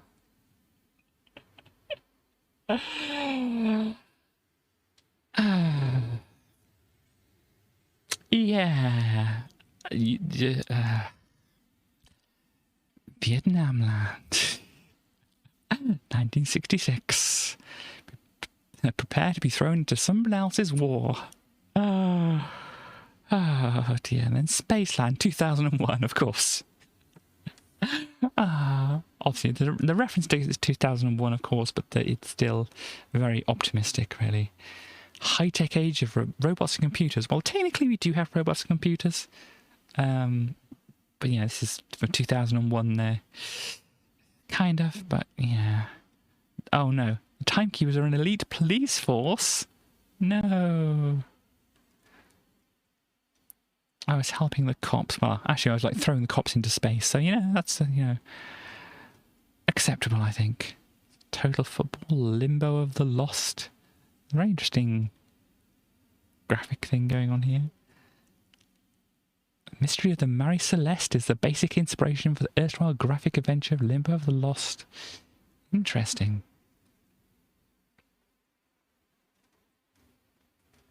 Oh gosh. There's some great animation frame there. Oh dear. The captain expressed alarm at the installation procedure. There's no way they'd send you 16 discs without an installer, surely. Sorry, Captain, they did 16 discs. The preview game came on 16 discs. Wow.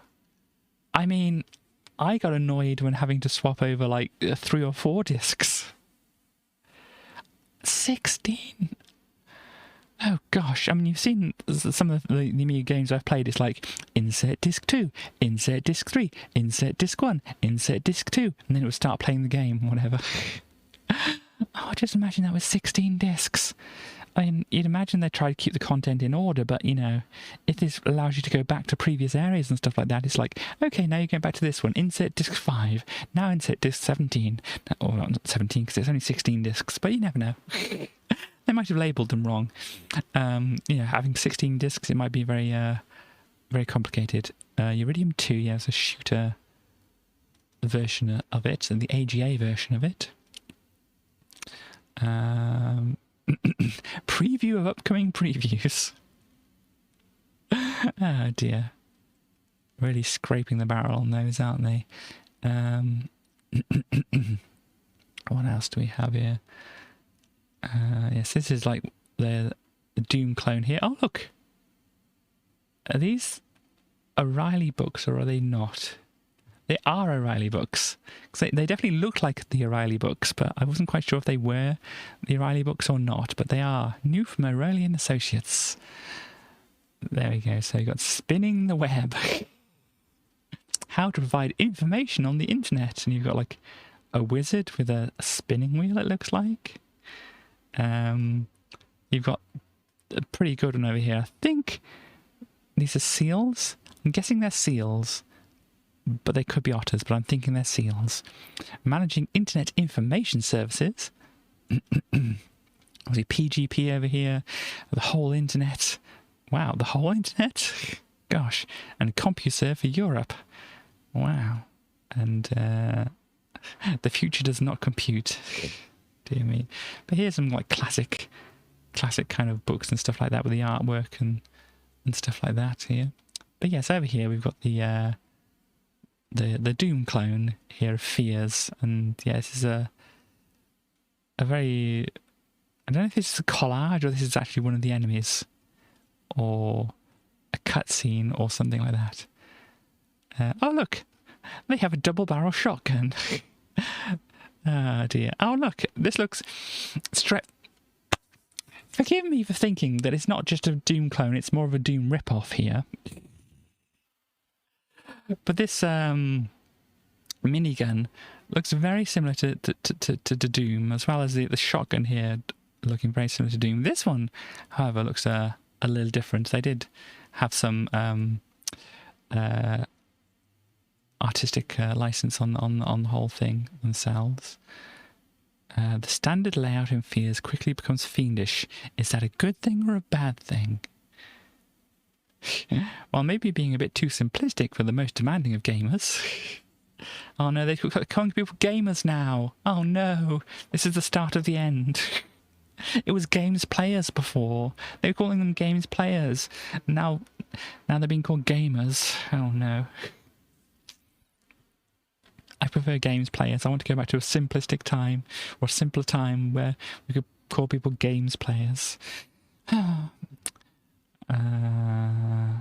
Oh, a plot line would have been good, but then Doom really just like go to Mars, shoot some aliens, or do some hell beasts, isn't it? Sorry. A lot of fun to play for many reasons. Hang on, we're missing. No. Unlike Gloom, with its ground floor only policy and no save option, standard layout in Fears quickly becomes fiendish. Whole floors can be elevated to other levels. Oh gosh, so this has elevators. Like Doom. So Gloom was trying to be like Doom, but didn't have a lot of the features. But this one has elevators and stuff like that. Wow. Wow, some doors refuse to be opened by the standard method of bashing the spacebar. They have to be tripped from somewhere else. Wow, like Doom. I know it's a Doom clone, but still. Oh, and of course it's doing like the thing here that Doom had to do on like older computers, which was shrinking the size of the window so that you could actually play it properly at a good speed. And yeah, what are they running this on? Is it going to be an A1200 or an even more souped-up Amiga? But yeah, I think the A500 might even struggle with something that small. But yeah, oh, they have a. Oh, that's not. This is something else, isn't it? No. Oh, this is a different clone. Being able to design your own complexes is a terrific idea. Not only gives the purchaser a high value for money quotient, it also has greater variety and strategy to link games. Okay, so you can make levels. It's got a level editor in it. That's neat.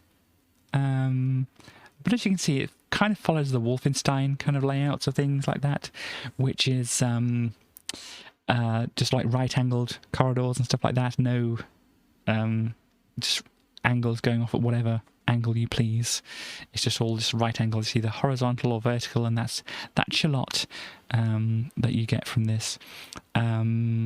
So it's copying a lot of things from Doom, but it can't get that on the Amiga apparently. So yeah, it looks like you can just kind of build your own levels and stuff like that. Oh gosh, Amiga Power, groovy. When did Austin Power come out? Because I'm not quite sure if that's going to be a reference to that. Austin Powers, there we go. It was 1990. Oh no, BioShack to me was 1999. What was the first Austin Powers? It looked like it was 1997. Interactive Man. Yeah, 1997 was the first Austin Powers. So this probably wouldn't have been referencing that. It probably would have just been referencing the things that Austin Powers was referencing. But obviously, nowadays, you need that as a poster in your room. Gosh, I think if I woke up in the middle of the night or whatever and just like had my eyes in that direction, or just like staring at it and being like, oh my god, what's happening to my eyes? Oh gosh. But yeah, Amiga Power, groovy, but not like groovy baby as Austin Powers would be. It is just basically groovy from like the 60s and stuff. There we go. I don't know if that needed explaining, but I explained it. With video capture systems, look, you can spend less money or more money to do that. This is the game which we had a play of last week, which I actually quite liked the idea of. You could change into a spider, you could change into an eagle, but we didn't get to do that in the demo and that. But yeah, it's a little bit. It felt a little bit clunky, but not too bad. It kind of felt worse than it actually was, if that makes sense. But yeah, it was an interesting kind of game, and the changing between the spider and stuff like and the person was quite an interesting thing. Just like 8 out of 8 all down the board, and then 85%. The visuals complement the action brilliantly and resembles a slick cartoon. I don't know if I would call this a cartoon. It's not the word I would use for it. I've got more down here, apparently. Look, there's books.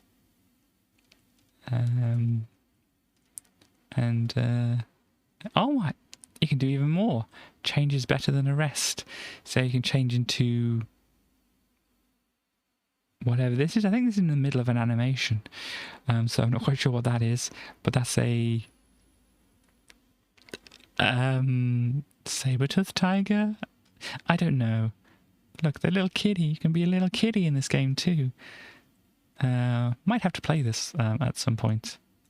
I think I actually have this noted down to come back to. Yeah, I have it noted down to come back to. So definitely something which I will want to have a look at. Because yeah, if you can run around as a kitty, that's good. So what did it say here?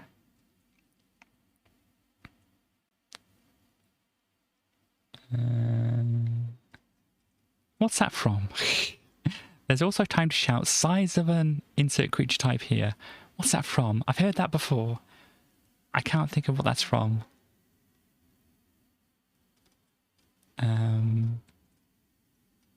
But here we go.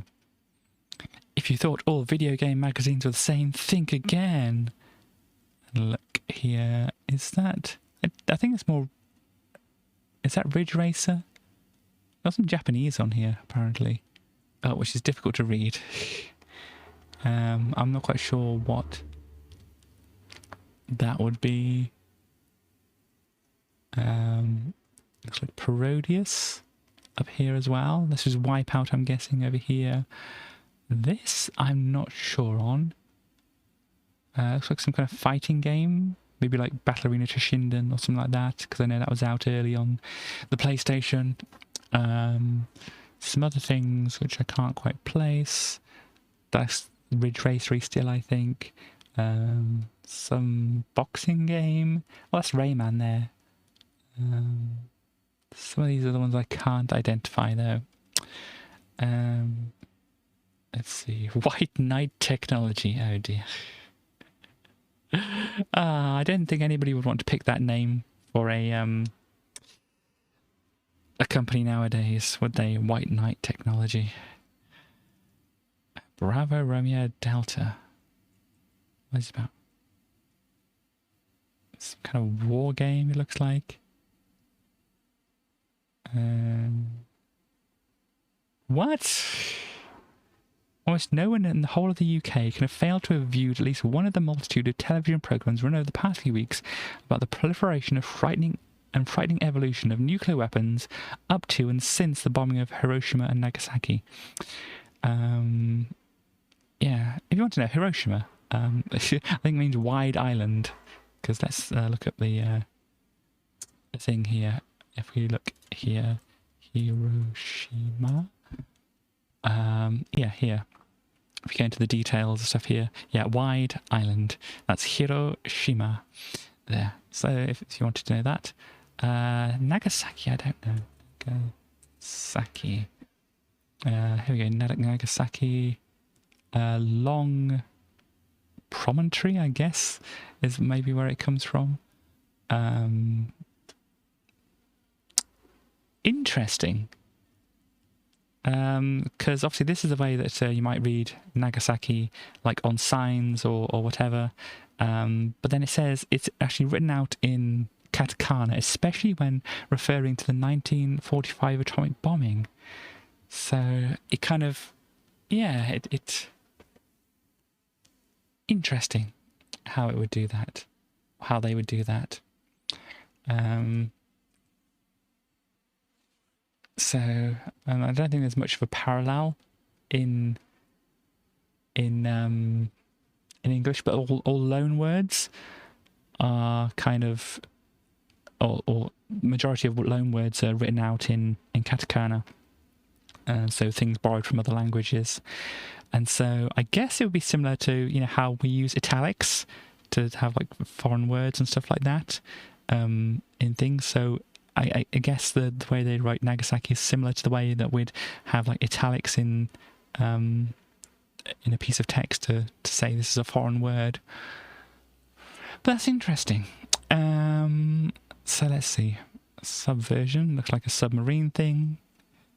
Almost looks like battleships. I'm not quite sure it's going to be battleships. It's oh dear, subversion belongs in the 16K spectrum. 199 division. Oh dear. 10. Oh gosh. Oh, ow. 1 out of 10 for. Oh no. Graphics, ZX81 lives. Put it down. 1 out of 10 for sound. Ho ho ho. Very funny. Addiction. This joke is getting stale. Playability. I'd rather play it burning my fingernails off. Subversion is the enemy of everything the Amiga stands for. Oh gosh. Well, there we are. Fujitsu magneto-optical drives. Infinite space.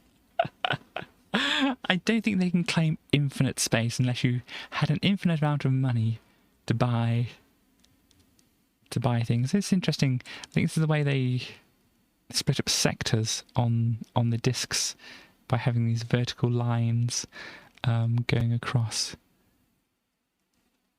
So yeah, with 230 megabytes of storage available on a disc a little bigger than a conventional floppy. Wow. 230 megabytes on a disc. Now I have like a little flash drive which I carry around, which could probably have like, well, I know I have a flash drive which has like 16 gigs, and then also the little hard drive in my computer is like basically like a size of a stick of gum, can have like 2 gigabytes of storage on it, and so it's just like, yes. Oh gosh. So Fujitsu's advertising here, and then also advertising down here. Fujitsu drives as sure as the sun rises in the east. Wow. So there we go. The Job Game, launching a career in the games industry only in Edge. Strange way of saying it. It kind of looks like eco, but it also not. Anyway, moving on. I was kind of looking at this and thinking it looked like somebody with some glasses and a fancy moustache going, ooh. Ah, dear. There we go. Games check. Yep, these games are games that were released and what they thought of them. Gloom on the CD32. I think it's probably going to be pretty much like Gloom on the Amiga. Exile on CD32. This is a game that goes all the way back to the BBC Micro and stuff like that. So obviously they've done the graphics are a little bit more fancy there. Oh gosh, if football is your religion, hadn't you better read the Bible? You know, this would hit better if some people who actually had a religion actually read their Bible or equivalent of. But anyway. Oh gosh. Oh gosh. I apologise. I apologise for some of the language on here, which I won't zoom in on. But yeah, apparently this is what English people look like. With faces like this at home, it's no wonder they emigrate. But yeah, the game's called Colonization, and so you can kind of get the idea of what we're looking at there. Make no mistakes, put gameplay first. Spirit Legacy, Kingpin, and Alien Breed 3D. Two of these games which actually aren't available at the moment. Accurate English version, yeah, I mean... yeah. Let us move on from that, because as I said, I don't want to examine the pretty much offensive stuff that's on there. But anyway, re-releases of things. Super Methane Brothers. I don't think we... Did we actually see this? There's a game called Super Methane Brothers. Basically, I think they inflate their enemies with, or they shoot methane clouds at their enemies.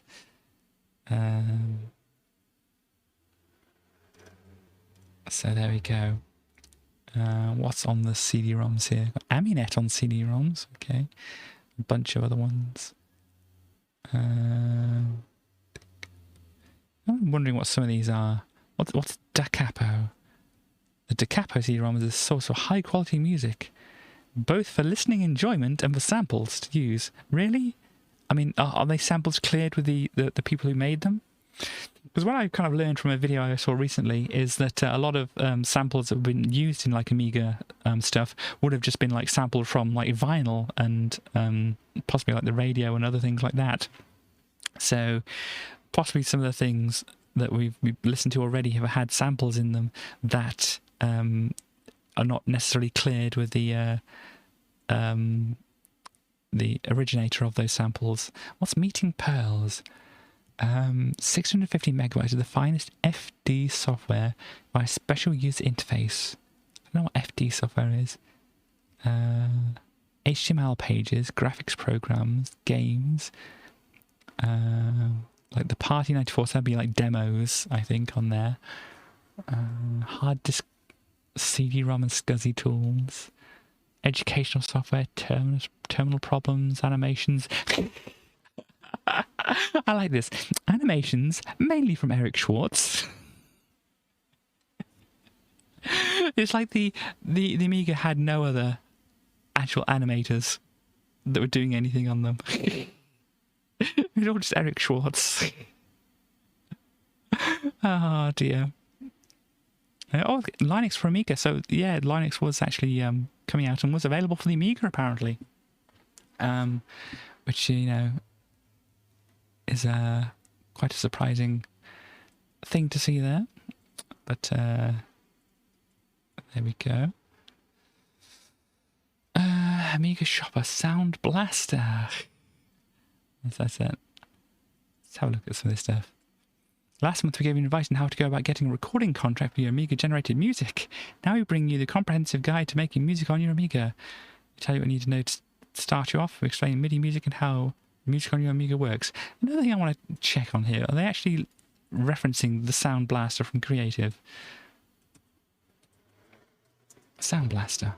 Creative. So if we look at here, you can see by 1995, Sound Blaster cards sold over 50 million units worldwide. So yeah, they would have done this. Got to go. Have a rest. Tired from the last 2 days. Have a good rest stream. Yep. I just waved. Just imagine me waving. You definitely do sound like you need a rest. And if there's anything else that comes up I think you might be interested in, I will let you know. So yeah, we've got the CD-ROM drive you can win here. And other stuff on there. Anything else popping out on here at all? I don't see it. PD Select, this thing which looks very much like Lemmings, but might not be. Here we go, yeah. Fans of Lemmings, Toddlers and Lost Vikings will find gongs to their liking, as did I, so yeah. Yeah, Reservoir Dogs slideshow. Okay, copyright problems aside. Hybrid animation slideshow of Reservoir Dogs is something I'd like to see more of.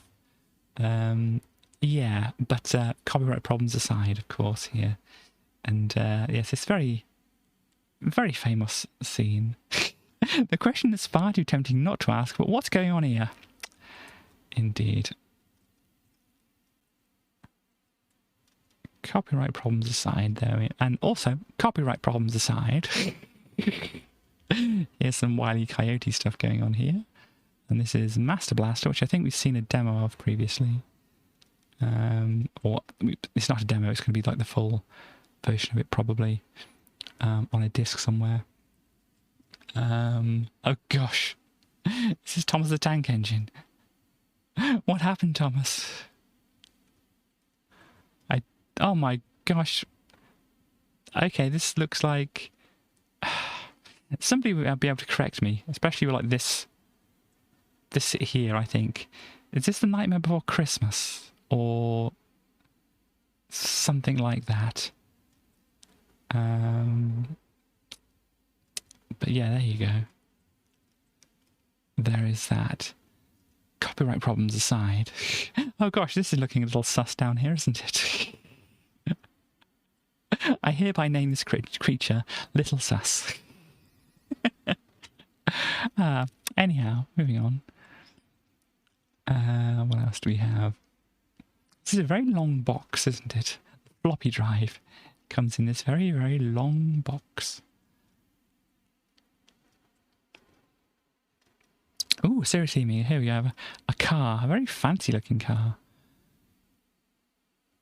So it's a shame that Stars had to go away. We would have been able to ask her what kind of car this is. Unless anybody else who's watching might know, but this is a very melty looking car. Yeah, Cyber Vision. Yes, accelerator card, driving ambition. So CD drives. Gosh, this is what CD drives used to look like. You know, now, well, like not now, but you know, maybe a decade ago when you were actually buying CD drives, they were a lot smaller than this. But look at this. That's a chunky CD drive. And is that the zip drive? The one I was looking at was there was this beast. Look at this. Look at this. It may be that the drive is just this unit here, and then they've had to put some extra bits in it for it to communicate with the Amiga. But yeah, look at these chunkers. They are very, very, very good. And obviously the iAmiga zip drive here. They like it. 91%. They did like it. Transfer times on a good SCSI interface will give you reasonable hard disk speed. So yeah, it wasn't actually, you know, at the time it seemed like a very good option that you'd have like it's £189 and CD players or CD drives. How much were they selling for? This one £199 and stuff like that. So equal or even more, £600 for that one, 496. And you have to remember that they kind of like double the price nowadays. They'd be adjusting for inflation and stuff like that. So yeah, you can see here that this is the Squirrel like CD drive, which you just saw up there, and the zip drive is much smaller. And you have like these disc type things which could hold, you know, not as much as a CD, but you know, it's quite a bit more, like 100 megabytes worth, and so you know that's pretty good. So it was definitely a contender in those days. It's just like obviously it didn't win out the war in data storage and stuff like that. There's no expansion card, SCSI port, I think that is. Data Chrome, what's this? Converting files over here. Intos, the different operating system it looks like here as well. 25 quid, so that's not too bad. What else we have? Scalar. I'm not sure what it does, but there we go. Fiber Factory. This makes hair, apparently. So if you ever wanted to make hair on the Amiga, this is the program for you. They made a hairy Amiga Format logo. And a hairy MTV logo. There we go, Technosound Turbo. Looks like a sampler. Yeah, sampler. Not a music generation thing. This is just a thing for capturing the samples, and then you'd put them in a different program to actually make music with them. Zen and the Art of the Internet, indeed. Cyberspace for beginners. Weird science animations. That does look like some weird science going on there. World of clip art, where you have the Mona Lisa, and then you have this. I have Cliptomania, and this. Somebody changing in front of a mirror, or somebody putting a dressing gown on in front of a mirror. Somebody buying a dressing gown because it's got a tag on it.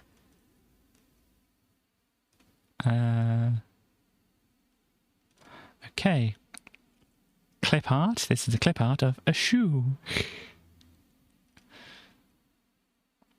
So there we are. What else do we have around here? Fast Amiga repairs. If you have a query, ask this person. Graham Sandyford. They look serious. ESCOM the Saviour. Oh dear. Now that ESCOM have saved Commodore, well, technically, no. ESCOM has saved, in inverted commas, the Amiga, certainly. But not Commodore. Commodore is gone. Commodore is bust. Commodore's out of there and stuff. I'm thinking of re-entering the Amiga fray, possibly to buy an A1200.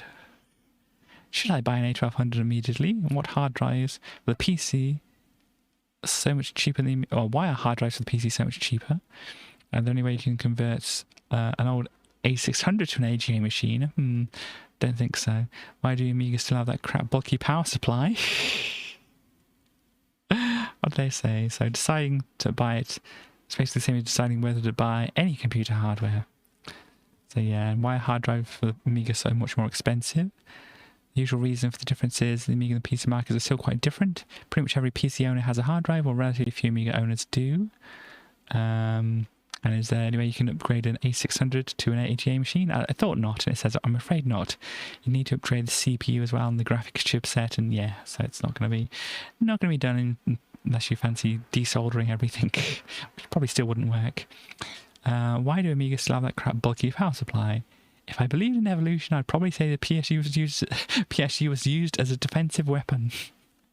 There's no good reason aside from having to redesign the A1200, of course. Yeah, it is a beefy thing, and they don't show a picture of it, but it really is a beefy thing. More power.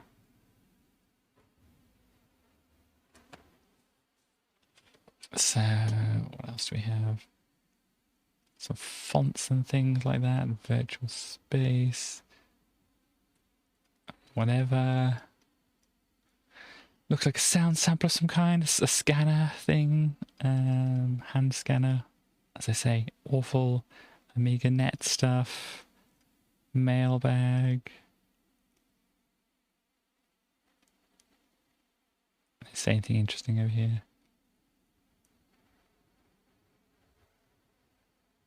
So these people had a game which was reviewed in the magazine.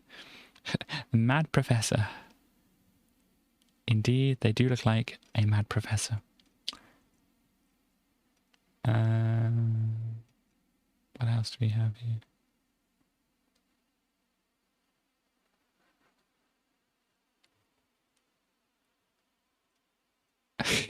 Unfortunately, I think this game wouldn't work. Just a quickie, but can you please plug my new Frontier Elite 2 website? This probably doesn't still work, and even if it does, I don't know if I want to go to it. Gosh, it's tempting. It's tempting. It really is tempting. Hang on a moment. HTTP www.ex.ac.uk/ where's the wiggly thing? Where's my wiggly thing?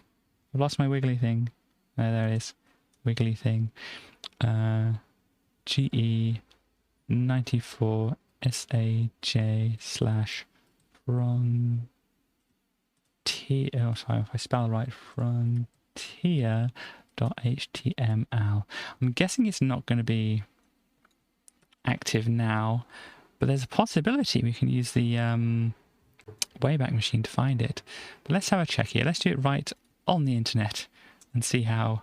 Nope, University of Exeter, object not found. So let's see if we go to Internet Archive, archive.org, and then use the Wayback Machine on here. Can we find this website? Ooh, you might even have some website here. What have we got? So let's look at the 9th of August snapshot that they have here. Did I click that? Okay, I've got to click on this. A page cannot be found. Oh no. Let's try and go back further, because this was like the 1995 magazine. So let's try from 1999, see if we can grab this. Ah! Even the earliest one here, it's not available. If we try and flick forward, no, it's not available. Dang it. Dang it, dang it, dang it. We can't see the Frontier 2 Elite website. This is certainly a thing here. 22 channels. Gosh, I wonder if this is some kind of social commentary kind of thing going on here. And slain. 2000 AD apparently. Character from.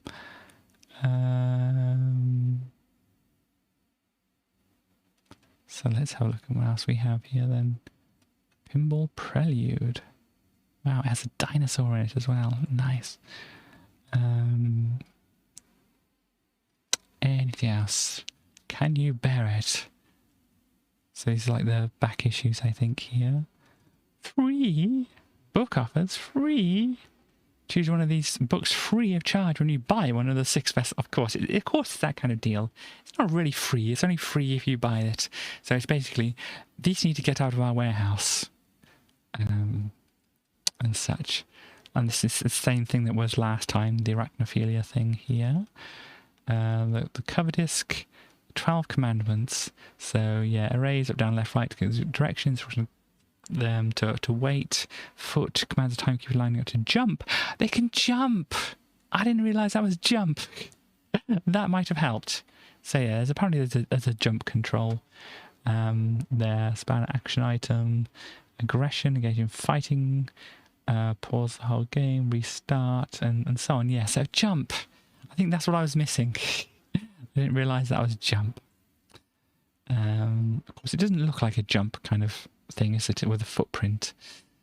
But yeah, that's what it apparently was. And yeah, this info nexus and data nexus things is basically like find things on your hard drive a little bit easier and stuff like that. So yeah. Codisc extras. What's this? In the magazine we tell you to name when your blank Pega demo. Was it wrong? Should just be called Pega. I think I got this right anyway, and it worked.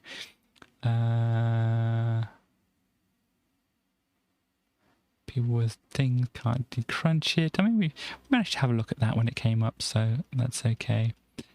Okay, issue 77. Get real. As I said, this guitar, it just seems very wrong. This pickup is very chunky. No, that's not even a pickup, is it? Katie, that's not a pickup. That's the bridge. This is like the thing, the tailpiece which holds all the strings pass through here. This is the bridge. It looks like a floating bridge as well. And yeah, but it just looks wrong. It looks like it's stretched out somehow. if there's something we've learned today, AF, it's that most of our readers are 3D mad, so as an early Christmas present, we've got a great surprise for you. Full commercial release of the real 3D classic. Pages and pages of 3D hints, tips and tutorials, free real 3D book to help you get the most out of the software. Don't miss out, reserve your copy now. So that's what we'll be looking at there next week. Okay, so this is the thing. You're locked in a lift for a weekend with your Amiga, a 2-player game and a companion. Who would you choose to share your confinement with, and what game would you like to have with you? So, oh dear. Questioning whether girls used Amigas, oh dear.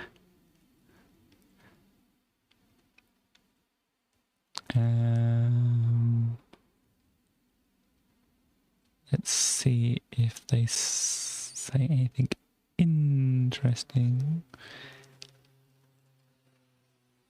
Somebody wants to play Grand Prix against Damon Hill.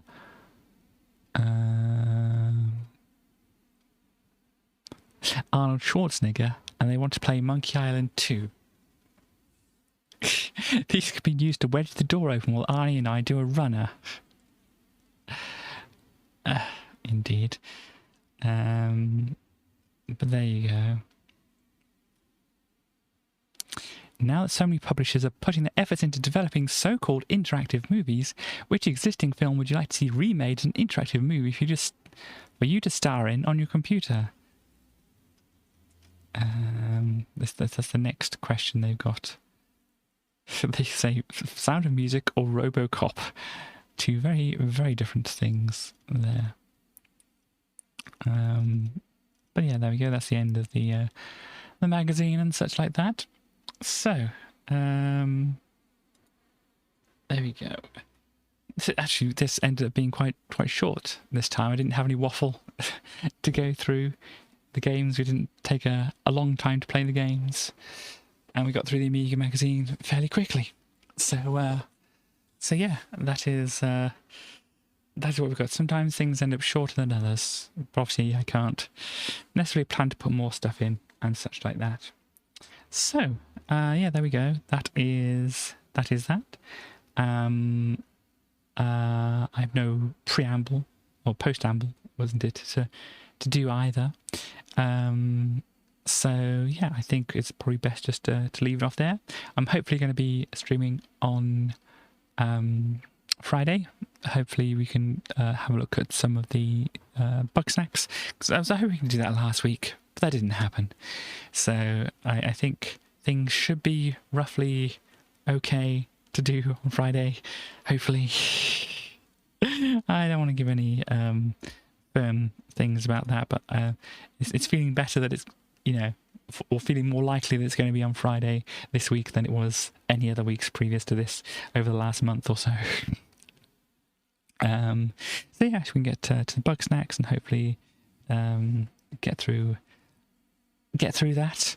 And then maybe Sunday we'll be looking at not Minecraft, because Sty's going to be away, and its stream anniversary falls on Saturday, so that's between Friday and Sunday. So I've decided I'll probably do the stream anniversary thing on Sunday, where, as I said, I'll probably just look at playing the original Metroid and seeing how far I can get through that without reaching some kind of roadblock or tearing my hair out or whatever.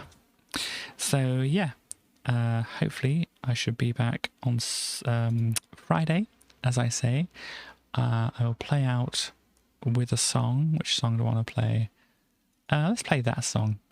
So yeah, I'll play out with a song, and yeah, until what is it? Friday.